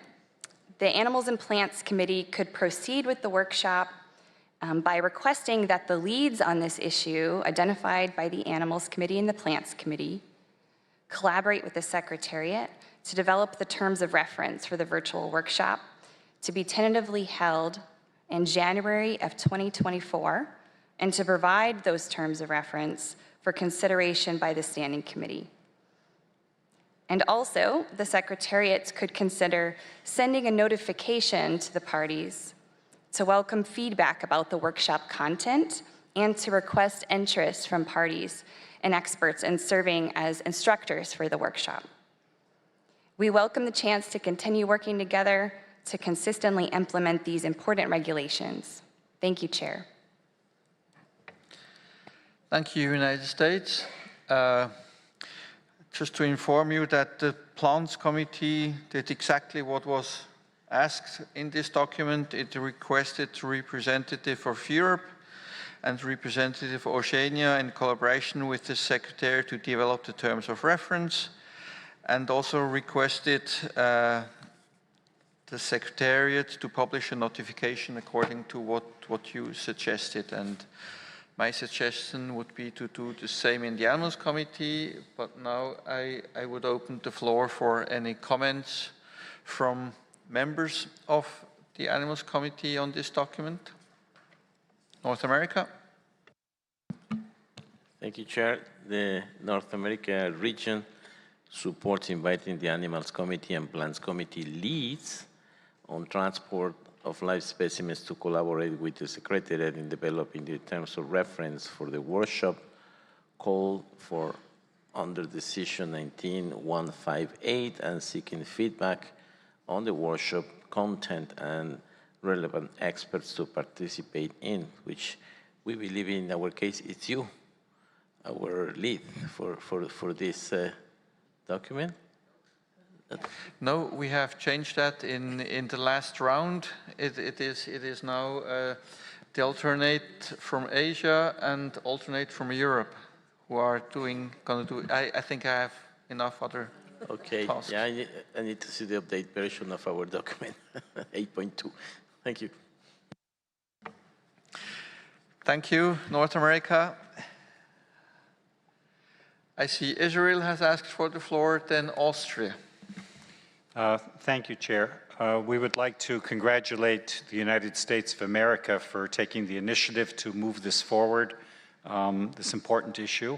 And we'd also like to thank the Secretariat for their engagement in this issue, especially we would remind parties that a notification went out in March of 2023, notification 31, in regards to membership in the IATA Live Animals and Perishable Board Advisory Group. And it's nice to see that there's good engagement between the CITES Secretariat and IATA on these issues. In terms of this board, one of the issues that has come up repeatedly is the problem with the access to the guidelines. You can't expect countries to comply with them if they can't get hold of a copy. Right now, IATA charges over $300 for a copy of the guidelines.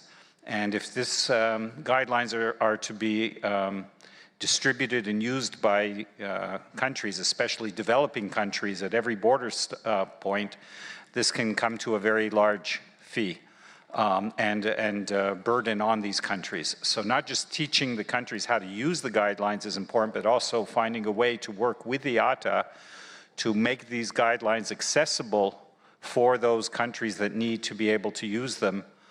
And this is something we would expect, not necessarily as part of this workshop, but we would hope that in the engagement between the Secretariat and IATA, that this issue be addressed in some productive manner.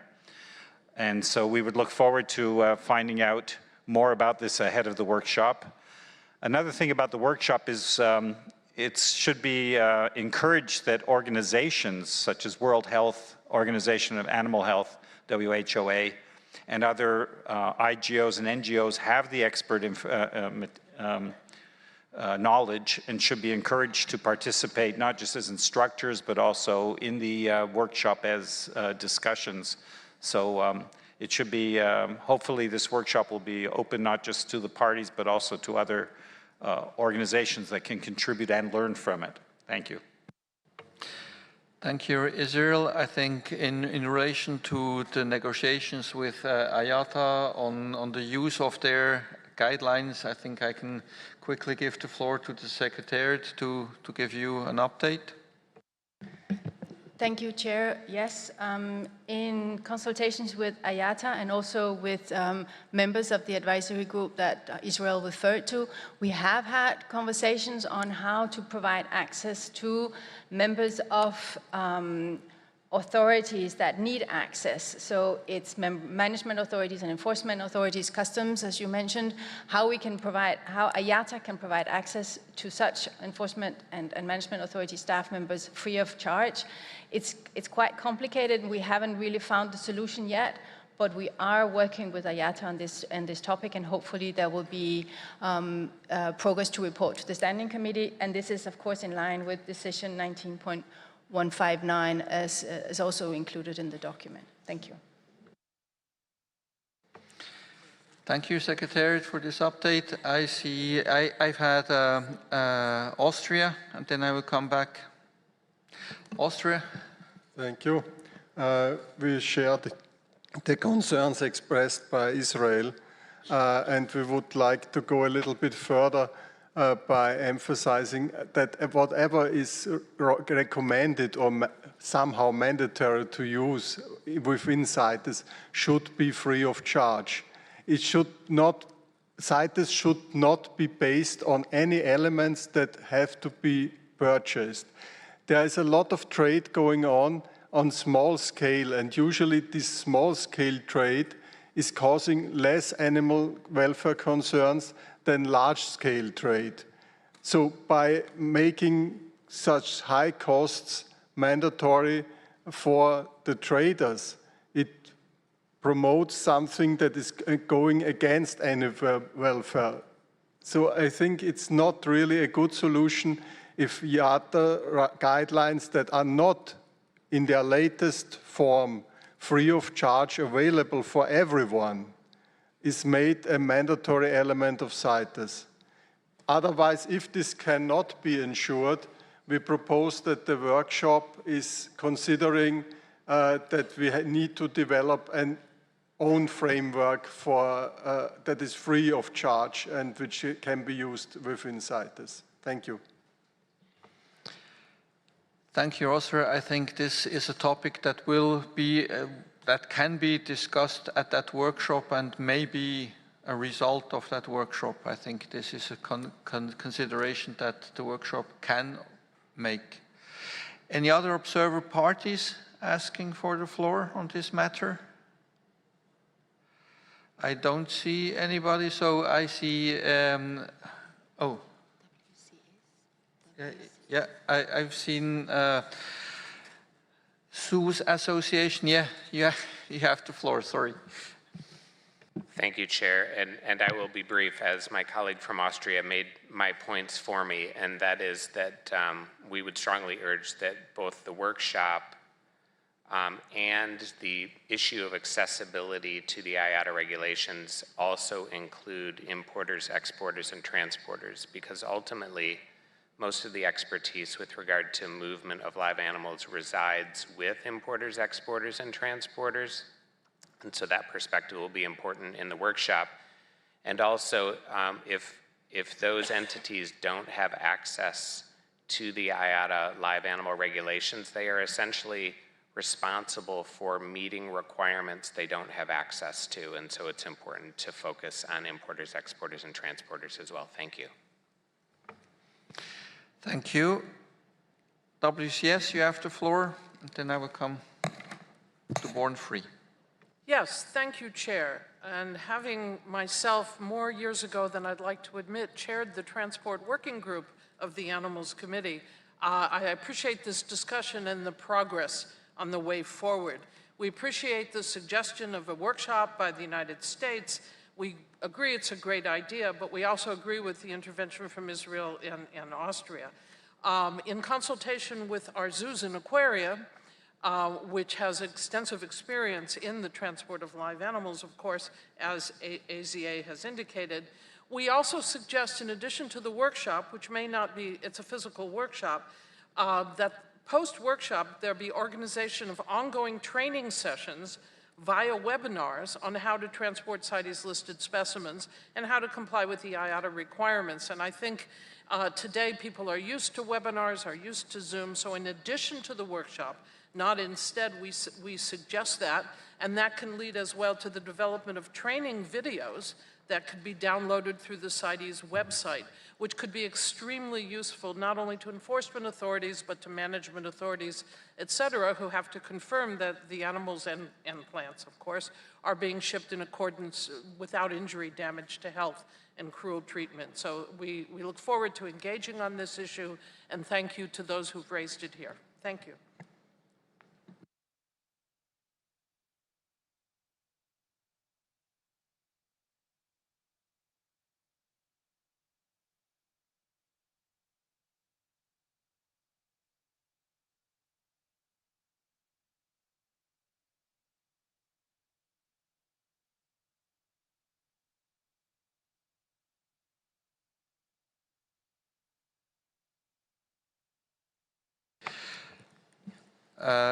Yes, I mean, I think that this is a very valuable addition, that not only that we talk about the material, but that we make it as accessible and usable to parties. That may be an outcome as a recommendation of this workshop. I don't know if the workshop has the mandate exactly from the COP to do that, but I think one of the important outcomes will be to ask for the development of such material, which such a workshop certainly will be able to do. But I don't think the workshop itself can develop these materials, but they can initiate the process that they are being developed. Okay. Yes, I almost forgot you. Born Free, you have the floor. Thank you, Mr. Chair. I'm speaking on behalf of Animal Welfare Institute, Born Free, David Shepherd Wildlife Foundation, Humane Society International, Pan-African Sanctuary Alliance, Pro-Wildlife, and the Species Survival Network. Mr. Chair, ensuring safe, healthy and humane transport is a CITES requirement when trade involves a live CITES specimen. It's also critical to reducing the risk of future zoonotic disease emergence associated with the international trade in wild animals. During the process of review and revision of the CITES non-air transport guidelines carried out in 2021 by the Secretariat in collaboration with an IATA Live Animals and Perishable Board Task Force, we submitted detailed comments on behalf of the Species Survival Network's Animals in Captivity Working Group, which Born Free co-chairs with the Animal Welfare Institute. We were grateful for the opportunity at the time to discuss our suggested revisions in detail with the Secretariat prior to the adoption of the revised guidelines at SC 74, and it was indicated to us that further opportunities to engage in discussions on this issue would be forthcoming. We therefore welcome the adoption of Decision 19.158 at COP19, directing the Animals and Plants Committee in consultation with the Standing Committee, the Secretariat and IATA to hold a workshop to share best practices and discuss compliance with CITES requirements and guidance relating to live animal and plant transport, and thank the United States for their proposals for the workshop contained in AC 32.20. As suggested by the delegate from Israel, we urge the Animals Committee to recommend that observer organisations with interest and relevant experience in these issues should be invited to attend the virtual workshop in order to provide additional input to assist parties. We also recommend that the relevant experts from the World Organization for Animal Health be invited to provide input in relation to the WER animal transport recommendations contained within Chapter 7 of its Terrestrial Animal Health Code. And I'd also like to align us with the comments made from the Wildlife Conservation Society. Thank you, Chair. Thank you, Born Free. No more comments, so just give me a second.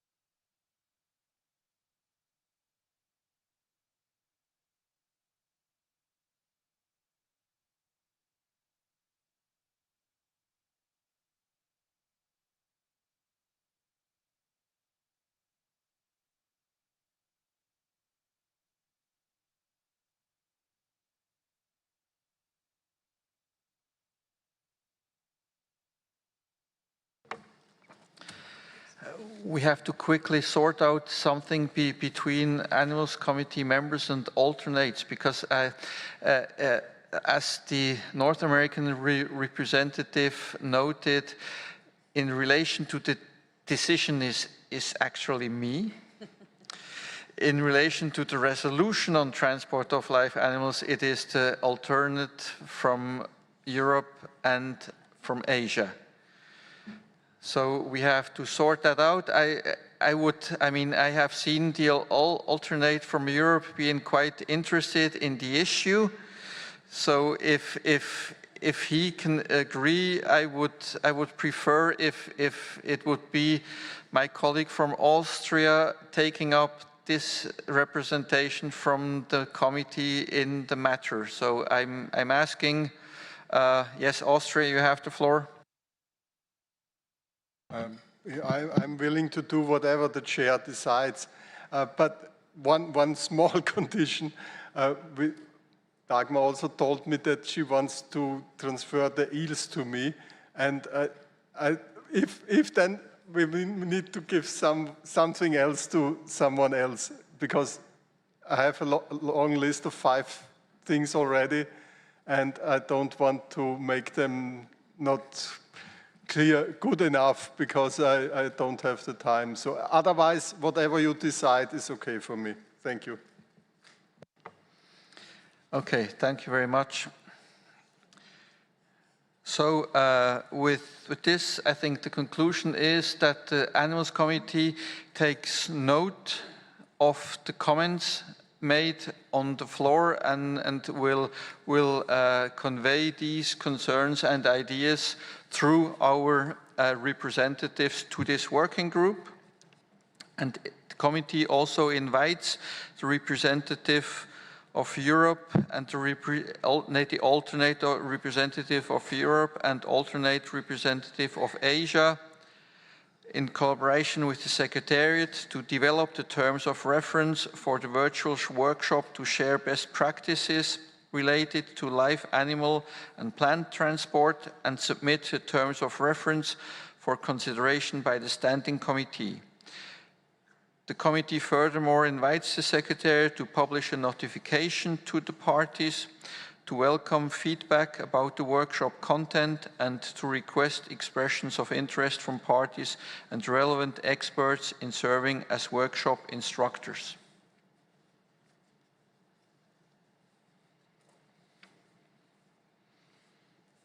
So with this, I think we can close agenda item 20, transport of live specimens, and move on to agenda item 21, which is use of coded microchip implants for marking of live animals in trade. This has been submitted by myself. So Resolution Conf 813, RevCop 17 on use of coded microchip implants for marking live animals in trade tasks the Animals Committee to monitor developments in microchip implant technology and application techniques and to advise the Secretariat about such developments for the information of the parties.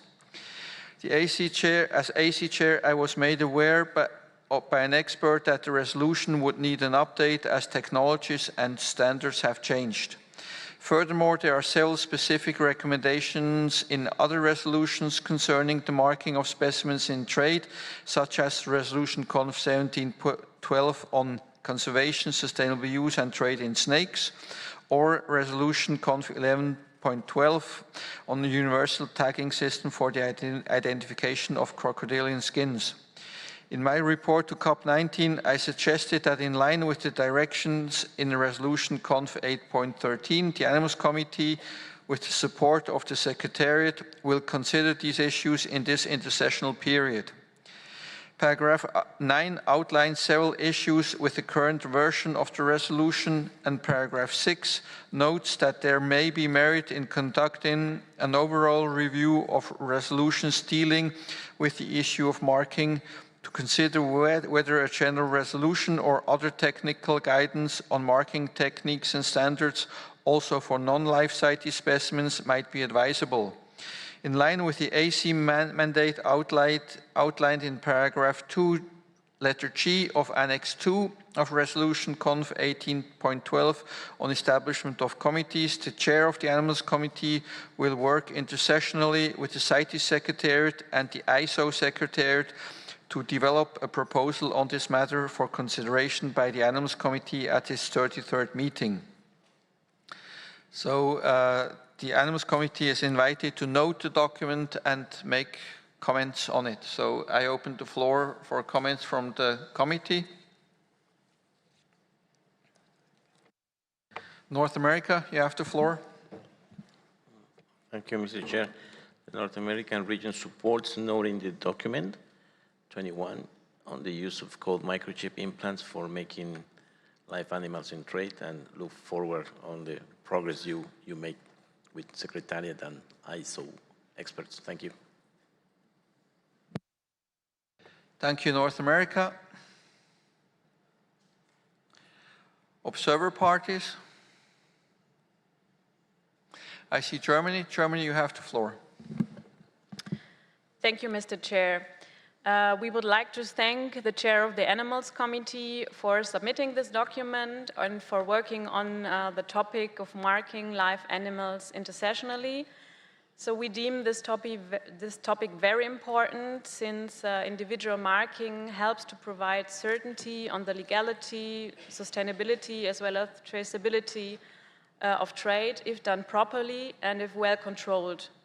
So we would like to inform the committee that Germany is planning to commission a study in 2024 assessing the suitability of different transponder types as well as other marking methods for different taxonomic groups, taking into account the advancement of science, animal welfare issues, but also limitations of different methods, and we are happy to share the results.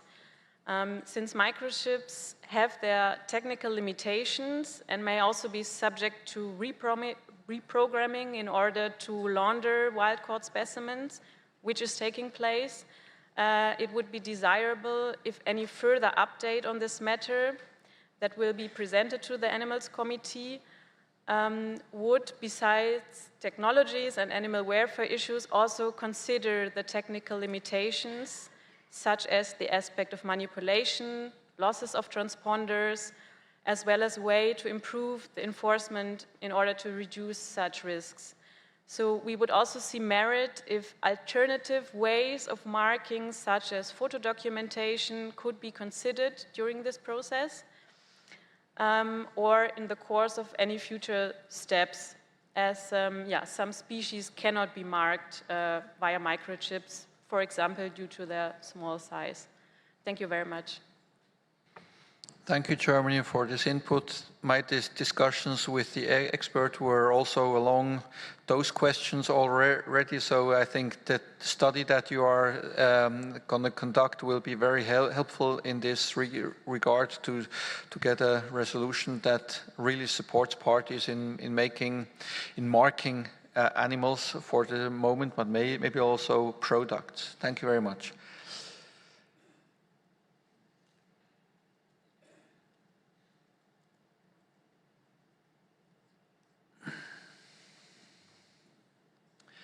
No more parties asking for the floor, so I open the floor for observer organizations.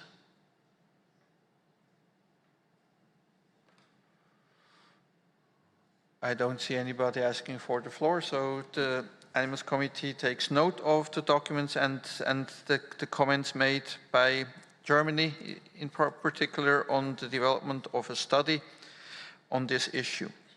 So thank you very much. So we move on to agenda item 24, definition of the term appropriate and acceptable destinations. This document has been prepared by the Secretariat. I give the floor to the Secretariat. Thank you, Chair.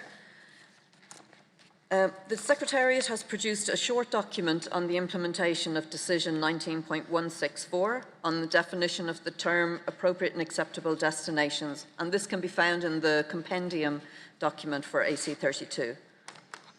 The CITES webpage on appropriate and acceptable destinations has been updated to include the new guidance documents, specifically non-binding guidance for determining whether a proposed recipient of a living specimen of African elephant and/or southern white rhinoceros is suitably equipped to house and care for it.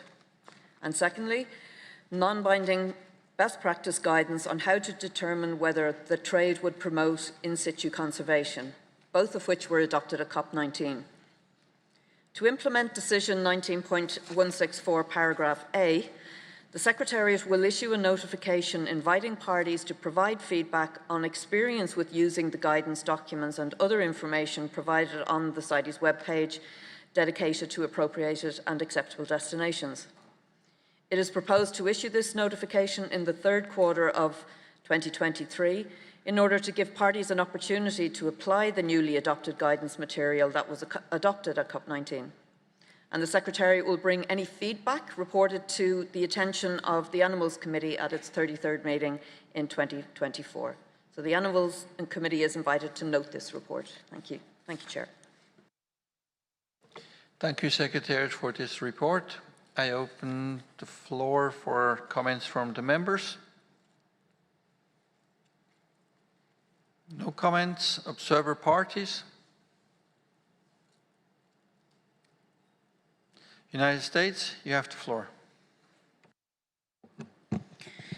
Thank you, Mr. Chair. The United States takes note and thanks the Secretariat for making this guidance documents available to the CITES parties on the webpage. We also support the Secretariat's suggested way forward. Thank you. Thank you, United States.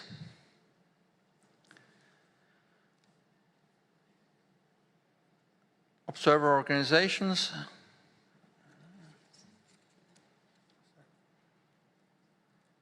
Pro-wildlife, you have the floor. Thank you very much, Chair. I'm speaking on behalf of Pro-Wildlife, Born Free, Pan-African Sanctuary Alliance, Fondation Franz Weber, Humane Society International, Animal Welfare Institute, David Shepard Wildlife Foundation, and Species Survival Network. We expressed serious reservations about aspects of the non-binding guidance documents on determining whether a proposed recipient of a living specimen is suitably equipped to house and care for it, and on how to determine whether the trade would promote in situ conservation, both in the working groups that developed these guidance documents and at COP19 where they were adopted. Nevertheless, we encourage parties to provide feedback on their experience using these guidance documents and look forward to further opportunities to discuss these issues. We would emphasize that regardless of the guidance documents, Decision 19.168, which limits any export of live wild-caught African elephants to in-situ conservation programs or secure areas in the wild within the species' natural and historical range in Africa, except in the exceptional circumstances specified, remains in force, while the process set out for a CITES dialogue meeting on this issue under Decision 19.267 is ongoing. Finally, I would like to use this opportunity to urge the committee to recommend that the companion document format, AC32 Comp, in which information on this and many other agenda items is presented at this meeting, should not be used for future meetings, and as in the past, separate documents be produced for each agenda item in order to facilitate and focus and debate and decision-making. Thank you very much. Thank you, Pro-Wildlife, for your comments. So my conclusion is that the committee notes this report. Thank you.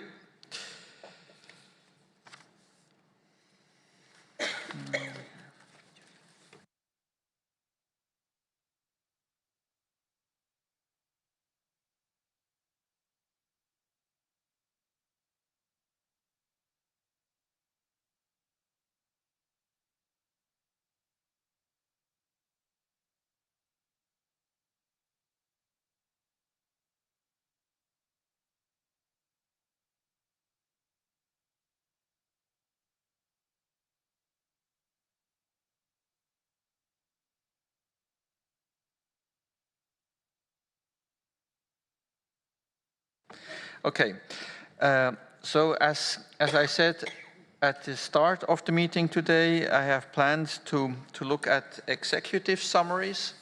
We now will turn our attention to AC 32 Sum 1. It has been posted long enough, so you have had time to look at it.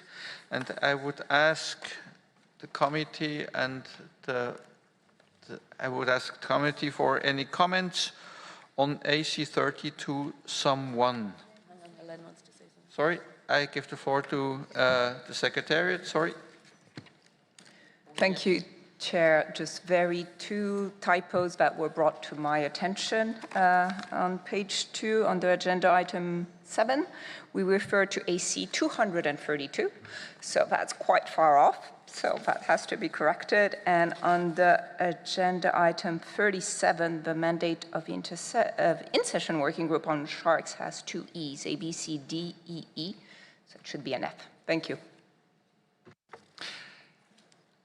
And I forgot, I wanted absolutely to do something before we start talking about the executive summary. That is, I would like to ask the Secretariat to read out what the executive summary actually is and the difference between the executive summary and the summary record, so that we all understand what we are looking at, not that we get confused by asking for wordings that are not the aim of the executive summary. So please, Secretariat, you have the floor. Thank you, Chair. So basically, the Secretariat prepares 2 types of document. One is called an executive summary, and it's basically the summary of the decisions that were taken in a given day by the Animals Committee. So that's executive summary 1 corresponds to what happened on Monday. Executive summary 2 corresponds to what happened on Tuesday, and only in plenary, of course, not during working groups. And there's the summary record, which basically summarizes also the interventions that were made. So I'm just going to basically go back to Rule 18 of the Rules of Procedure, where it's really clearly explained. A concise executive summary of the decisions of a committee shall be prepared by the Secretariat for endorsement by the committee before the closure of the meeting. However, the executive summary of the last day of each meeting shall be sent by email to the members and acting members for endorsement after the meeting. The decisions of the committee shall come into effect upon endorsement of the executive summary in which they are contained. So that's what you're looking at now. Afterwards, there's a consolidated summary record of each meeting shall be prepared in the 3 working languages by the Secretariat and made available on the CITES website within 40 days. This shall be presented in the order of the agenda and comprise 3 parts for each agenda item. A short statement indicating the main points of discussion, the text indicating the decision that was made as it appears in the executive summary, and the text of any statement provided by any member, acting member, alternate member, or observer from any party that was read into the record during the meeting. So that's when a party or someone else says, I want this intervention to be included in the summary record. The participants in the debate shall be also included at the end of each topic. The Secretariat shall take into account the comments received within 20 days of the circulation, and upon approval of the chair of the committee, the Secretariat shall make the final summary record available on the website of the convention. Thank you, Chair. Thank you. So if you don't see your intervention in the executive summary, that's correct. It only lists the decisions that we have taken. Okay. I see HSI. Well, I've seen the nomenclature specialist asking for the floor. Yes, I am, but this is on the exact details of the summary record. So if HSI has a general observation, I'll see to that. Okay, is it a general comment, HSI? It refers, Mr. Chairman, to our omission from a working group that we had been recognized for. So we have now a general introduction what we are looking at. Now we are looking at it. So I open the floor for comments on AC 32 Sum 1, and I give the floor to the nomenclature specialist first. Thank you, Chair. I have 3 minor comments. The first one is for item 45. the membership of the Intersessional Working Group on Nomenclature. It spells out the members, the representative for Asia, but it would be really helpful to specify that as the Plants Committee representative for Asia, rather. And then correspondingly, for item 25, it is the Animals Committee member for Europe. And then my final observation is tiny, but in item 10, the name of the alternate member for the North American region is actually misspelled. There's one T missing.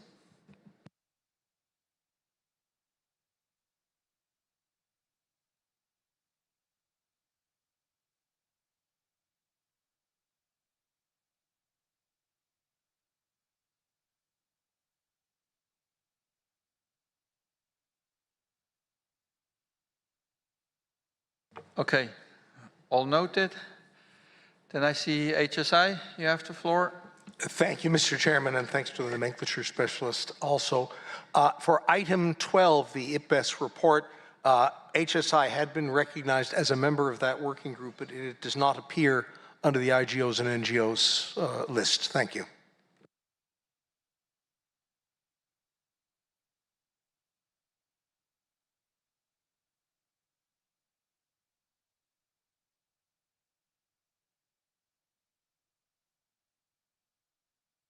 Okay, thank you very much. I see the representative of Oceania. You have the floor. Thank you, Chair. Under item 37, just a couple of changes required to the mandate of the working group was under B, it was species country combinations. And under C, instead of pertinent on, pertinent to the development.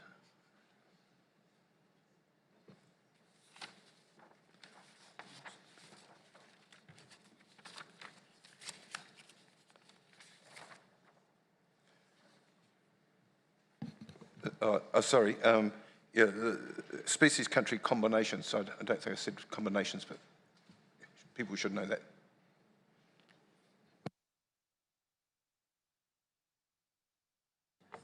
Anybody else asking for the floor?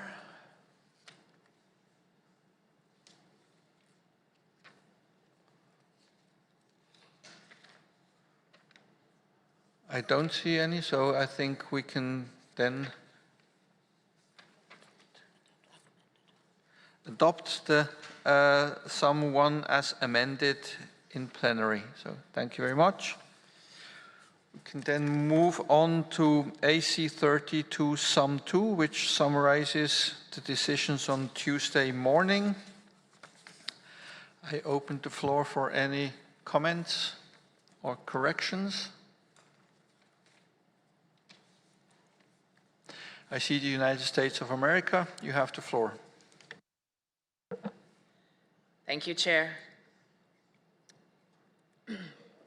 With regard to agenda item 46, paragraph D, we note that there is a word missing, and that word is time-bound, so with reference to time-bound extracts, so that the end of the sentence would read, time-bound extracts from online databases. And then with regard to agenda item 43 on annotations, we note that we had understood the intervention from Zimbabwe, that there may be a more limited technical discussion with regard to the issue concerning annotation A10, about whether paragraphs G and H of the annotation concerning past ivory sales should be considered for deletion. And so we're concerned that the summary here is perhaps lacking some nuance. So we're concerned that the breadth of the undertaking suggested by the invitation to consider annotation A10, given the other ongoing processes under decisions for African elephants, such as the dialogue meetings for African elephant range states called for in decision 19.167, And given the decisions taken on African elephant proposals at the past 3 meetings of the Conference of the Parties, that it would be important to include, recognizing, of course, that this is an executive summary, but we think there is some additional nuance needed here. Thank you, Chair.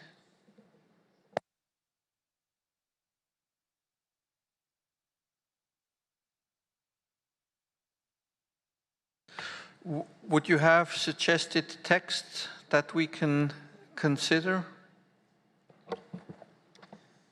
I think so, and we would seek assistance from the Secretariat in confirming this from the discussions on the 20th.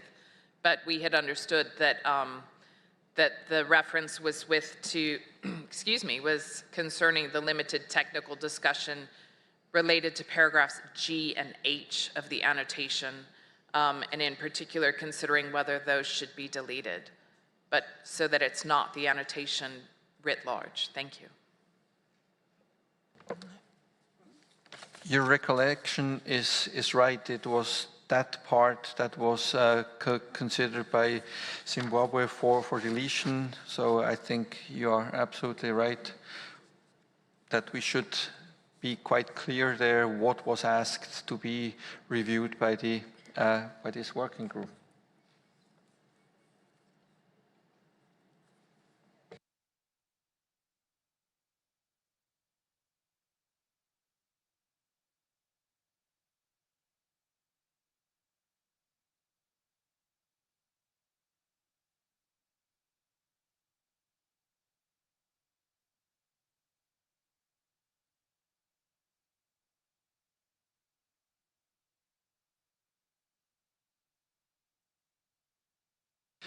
So can you maybe read out the amended text so that we have all heard it and can agree on it? Thank you, Chair. I think just to keep it simple, the committee invited the working group to consider paragraph G and H of annotation A10 for Loxodonta africana as part of its mandate.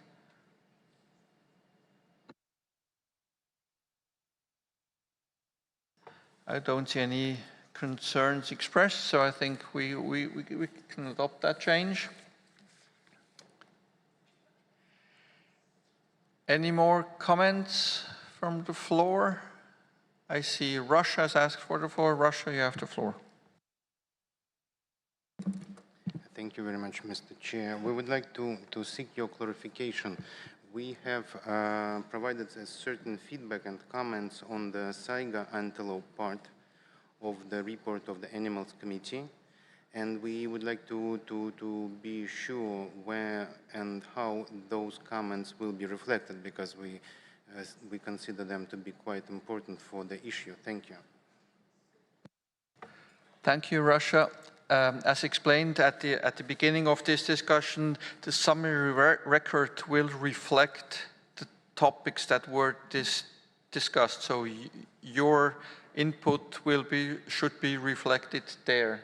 So you have to wait a couple of weeks for this summary record to be published, as explained by the Secretariat.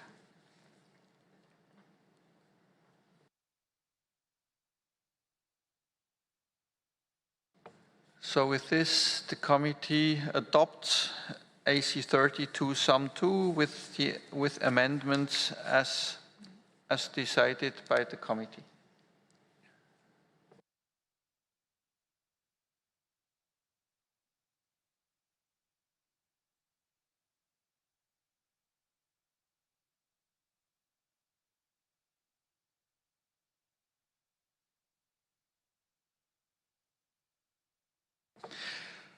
So we still have half an hour, so I intend to continue with the agenda if we are on a roll. So I would then turn our attention to agenda item 30, which is conservation of amphibians. This is a document presented by the Secretariat, submitted by the Secretariat. So Secretariat, you have the floor. Thank you, Chair. In document AC32 Doc 30, the Secretariat explains that having secured funding from the European Union and Switzerland, It can now implement paragraph A of decision 19.197 on conservation of amphibians, including the preparatory work and 2 online technical workshops in line with paragraph B of the same decision. The Secretariat is in final discussions with technical experts on the preparatory work for the technical workshops, and it is hoped that the contract will be signed shortly. In preparation for the online workshops, 3 studies will be carried out. Number 1, a study on the identification of non-CITES listed amphibian species that are in international trade. A second study on an assessment of the emerging threat of diseases to amphibians that are traded internationally. And thirdly, a compilation of existing national legislation relevant to the trade in both CITES listed and non-CITES listed amphibians.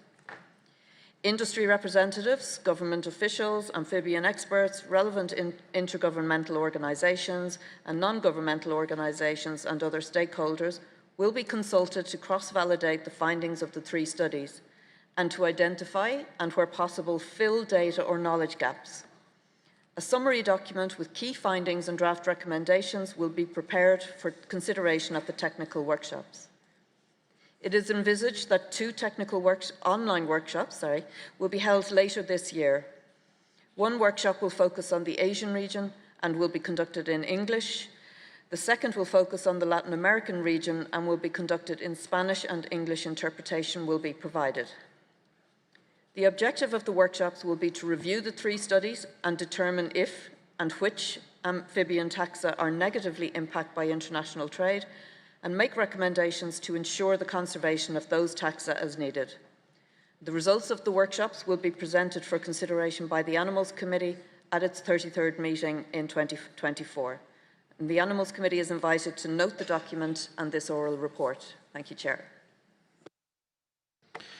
Thank you, Secretariat, for the oral report and for the document. So with this, I open the floor for comments from the members of the Animals Committee.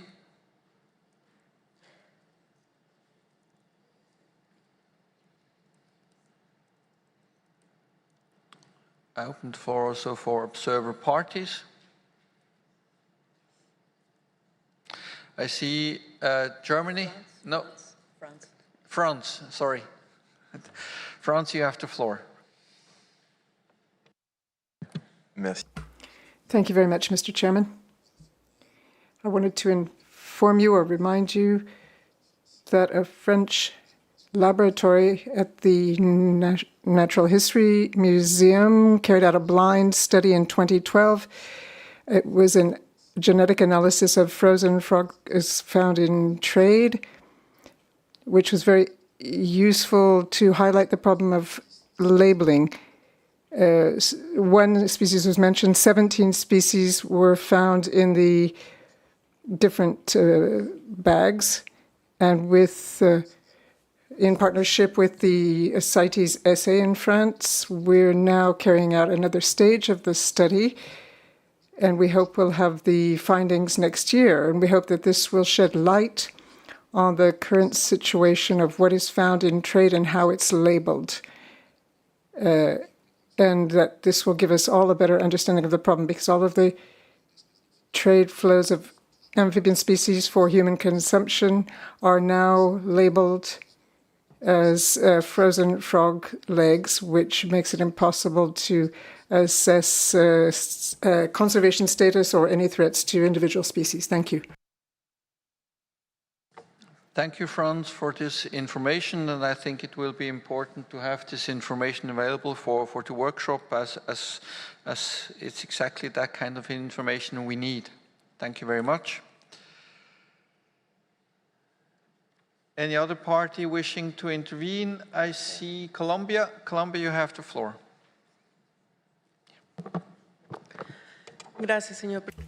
Thank you, Chair. Colombia would like to thank the Secretariat for preparation of the document, and we'd like to thank the European Union and Switzerland for the funding for the technical workshops on amphibian. As everyone knows, Colombia is the country with the second largest diversity of amphibians, and we are extremely interested in the subject, and we are welcome to all the support to ensure the survival of these species.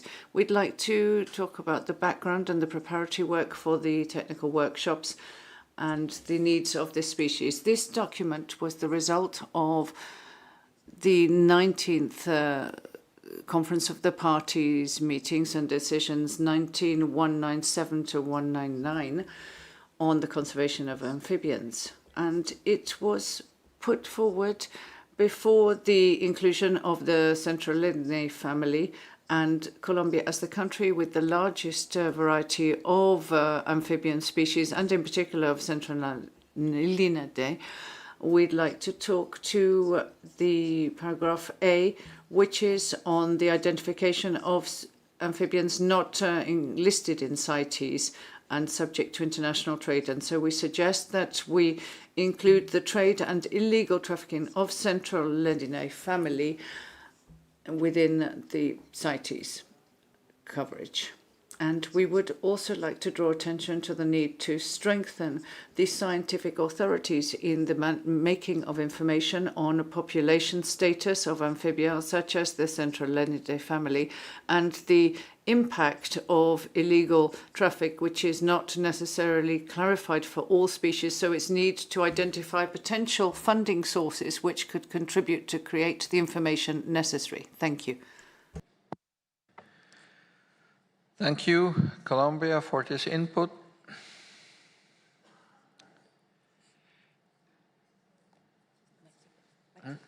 Oh yeah, Mexico. I almost forgot you again. No. Gracias, señor. Thank you, Chair. Mexico would like to thank the Secretariat for the information presented, and we take note of this document, but we would like to suggest that the results of these important studies be shared with the Animals Committee before the technical workshops are held in the last quarter of 2023 or the first quarter of 2024. Reviewing the results in advance would facilitate the parties to identify the need to participate in said workshops and will help the Secretariat to receive feedback which can help with the planning and content of the workshops. Thank you.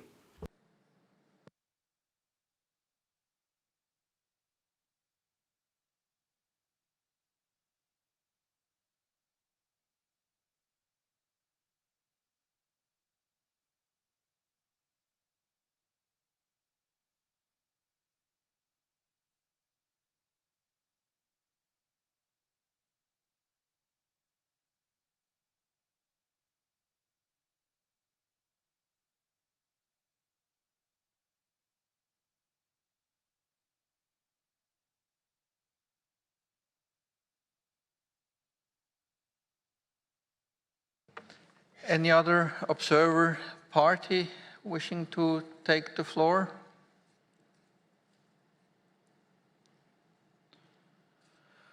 Observer organizations, I see HSI, then German Herpetological Society. Thank you, thank you, Mr. Chair. This may seem like a minor semantic point, but under paragraph 4B, as written, it's a bit confusing because it says the study will explore the emerging threat of diseases to amphibians that are traded internationally, which makes it sound like only those amphibians are to be considered. But then it goes on later in the paragraph to say, as it should, that it's going to be looking at other species and amphibians globally. And I'm wondering whether the intent would actually have been to look at diseases from amphibians that are traded internationally. In other words, as a result of the international trade in amphibians to all amphibians, including traded and non-traded species. So it might be better to change to from in that first sentence, just to clarify that we're not trying to restrict this study, but we are looking at the threat that the trade and the diseases that it may carry spreads to amphibians all throughout the world. Thank you, Mr. Chair.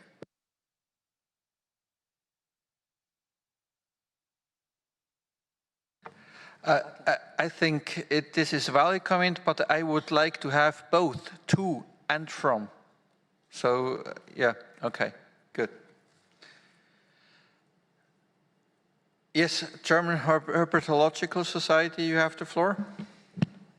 Thank you very much, Mr. Chair, and thank you to the Secretariat for preparation of that document.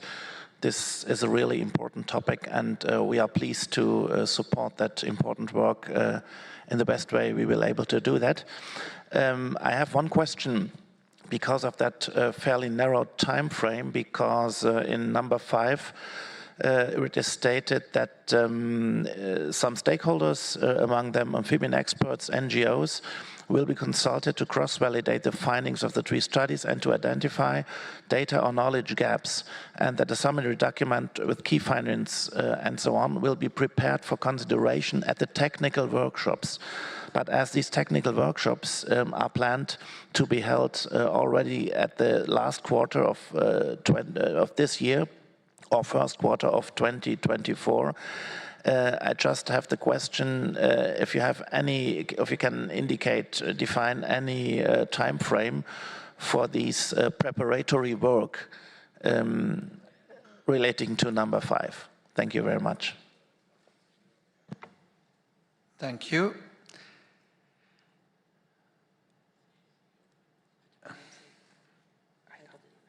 IWMC, you have the floor.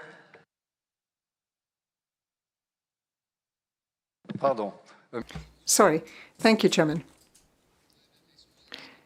I hope you don't mind my taking the floor, but since we're talking about amphibians, it might be interesting for you to know that on internet and elsewhere, you can see police alerts about extremely violent storms in this area, starting at noon and extending throughout the afternoon. And there are precautions that need to be taken. Don't go and stand under a tree if you get caught out. Avoid going out into the open if you can. I don't know if that means we're going to have to spend the evening here, but I thought this might be important information for the committee. Thank you, IWMC. Well, amphibians like water, but they may not like that much water at one moment. So be just reminded that if you go outside, be careful if there is such a weather front coming in. So just be careful about that. Thank you for this information. So I don't see anybody else asking for the floor. So I would give the floor to the Secretariat to respond to some of the aspects that have been raised. So Secretariat, you have the floor. Yes, thank you, Chair. I think we recognise that there is quite a tight time frame for this work.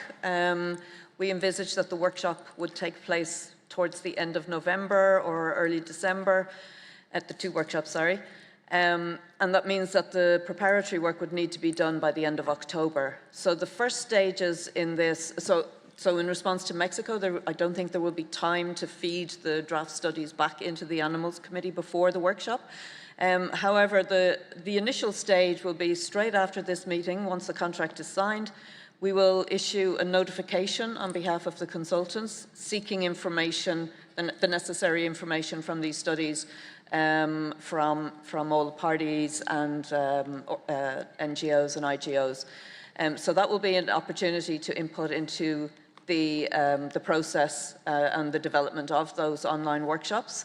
It would also be an opportunity to raise, issues and concerns, so it will help us to set the agenda for those online workshops as well. So the work will start hopefully immediately after this meeting, and with this time frame up to October.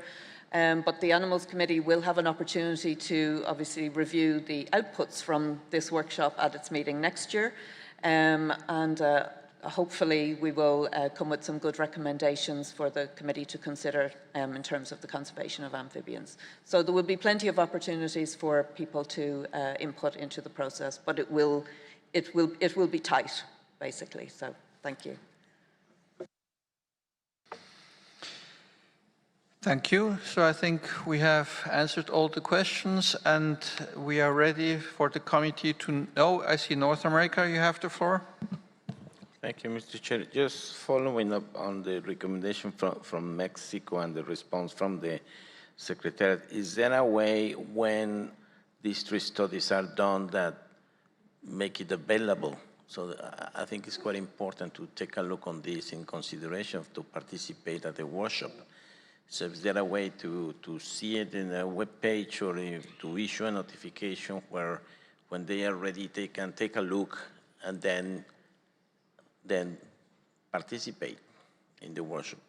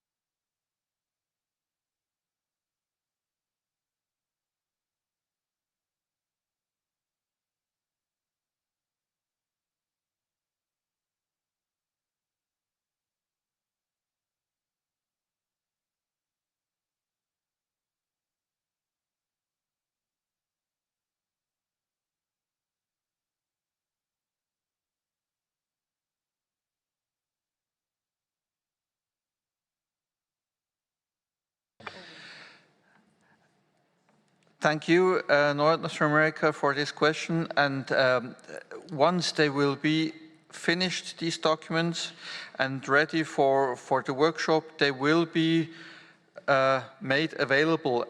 We can't say now where exactly, but they will be made available most likely somewhere on the website, most likely. But we have the Secretariat, not we, the Secretariat has to see how that can be done technically and where. But they will be made available in advance of the workshop to be looked at. Okay? Good. North America, no, not North America. Central and South America and the Caribbean, thank you.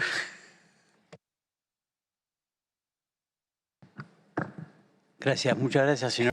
Thank you very much, Chair.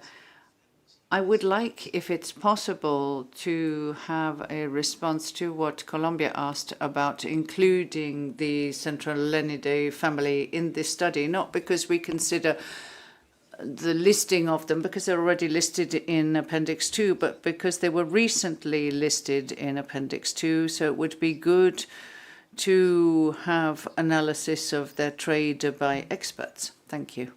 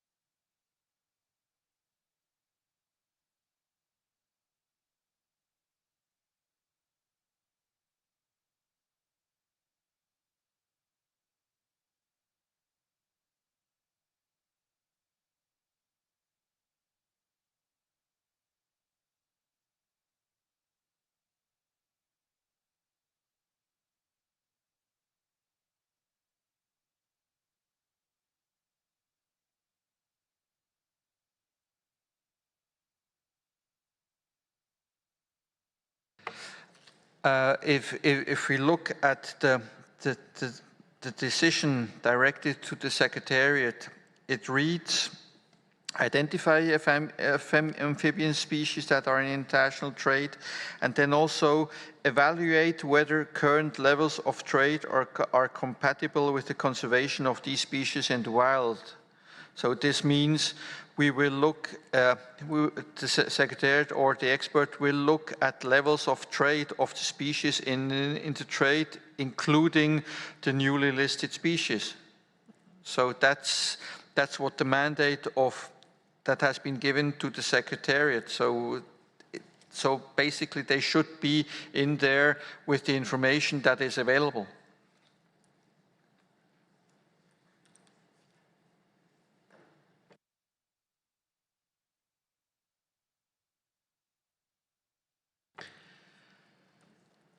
Okay, so with this, I think the conclusion is that the Animals Committee notes the information in this document and the oral update provided by the Secretariat, and notes the comments made on the floor on this matter. Okay, with this, I think I will close this session unless the Secretariat has any announcements to make. Secretariat, you have the floor. Thank you, Chair. Two small announcements. There is a side event at 12:15 on the 3rd floor on the NDF project. I encourage everybody to go there. And second, we have confirmed that there is a red alert for a thunderstorm this afternoon. So just beware. We'll keep updating you on that if there are any updates. Thank you. Thank you, Secretariat. With this, I close the morning session, and we will reconvene at 2 o'clock here. Thank you.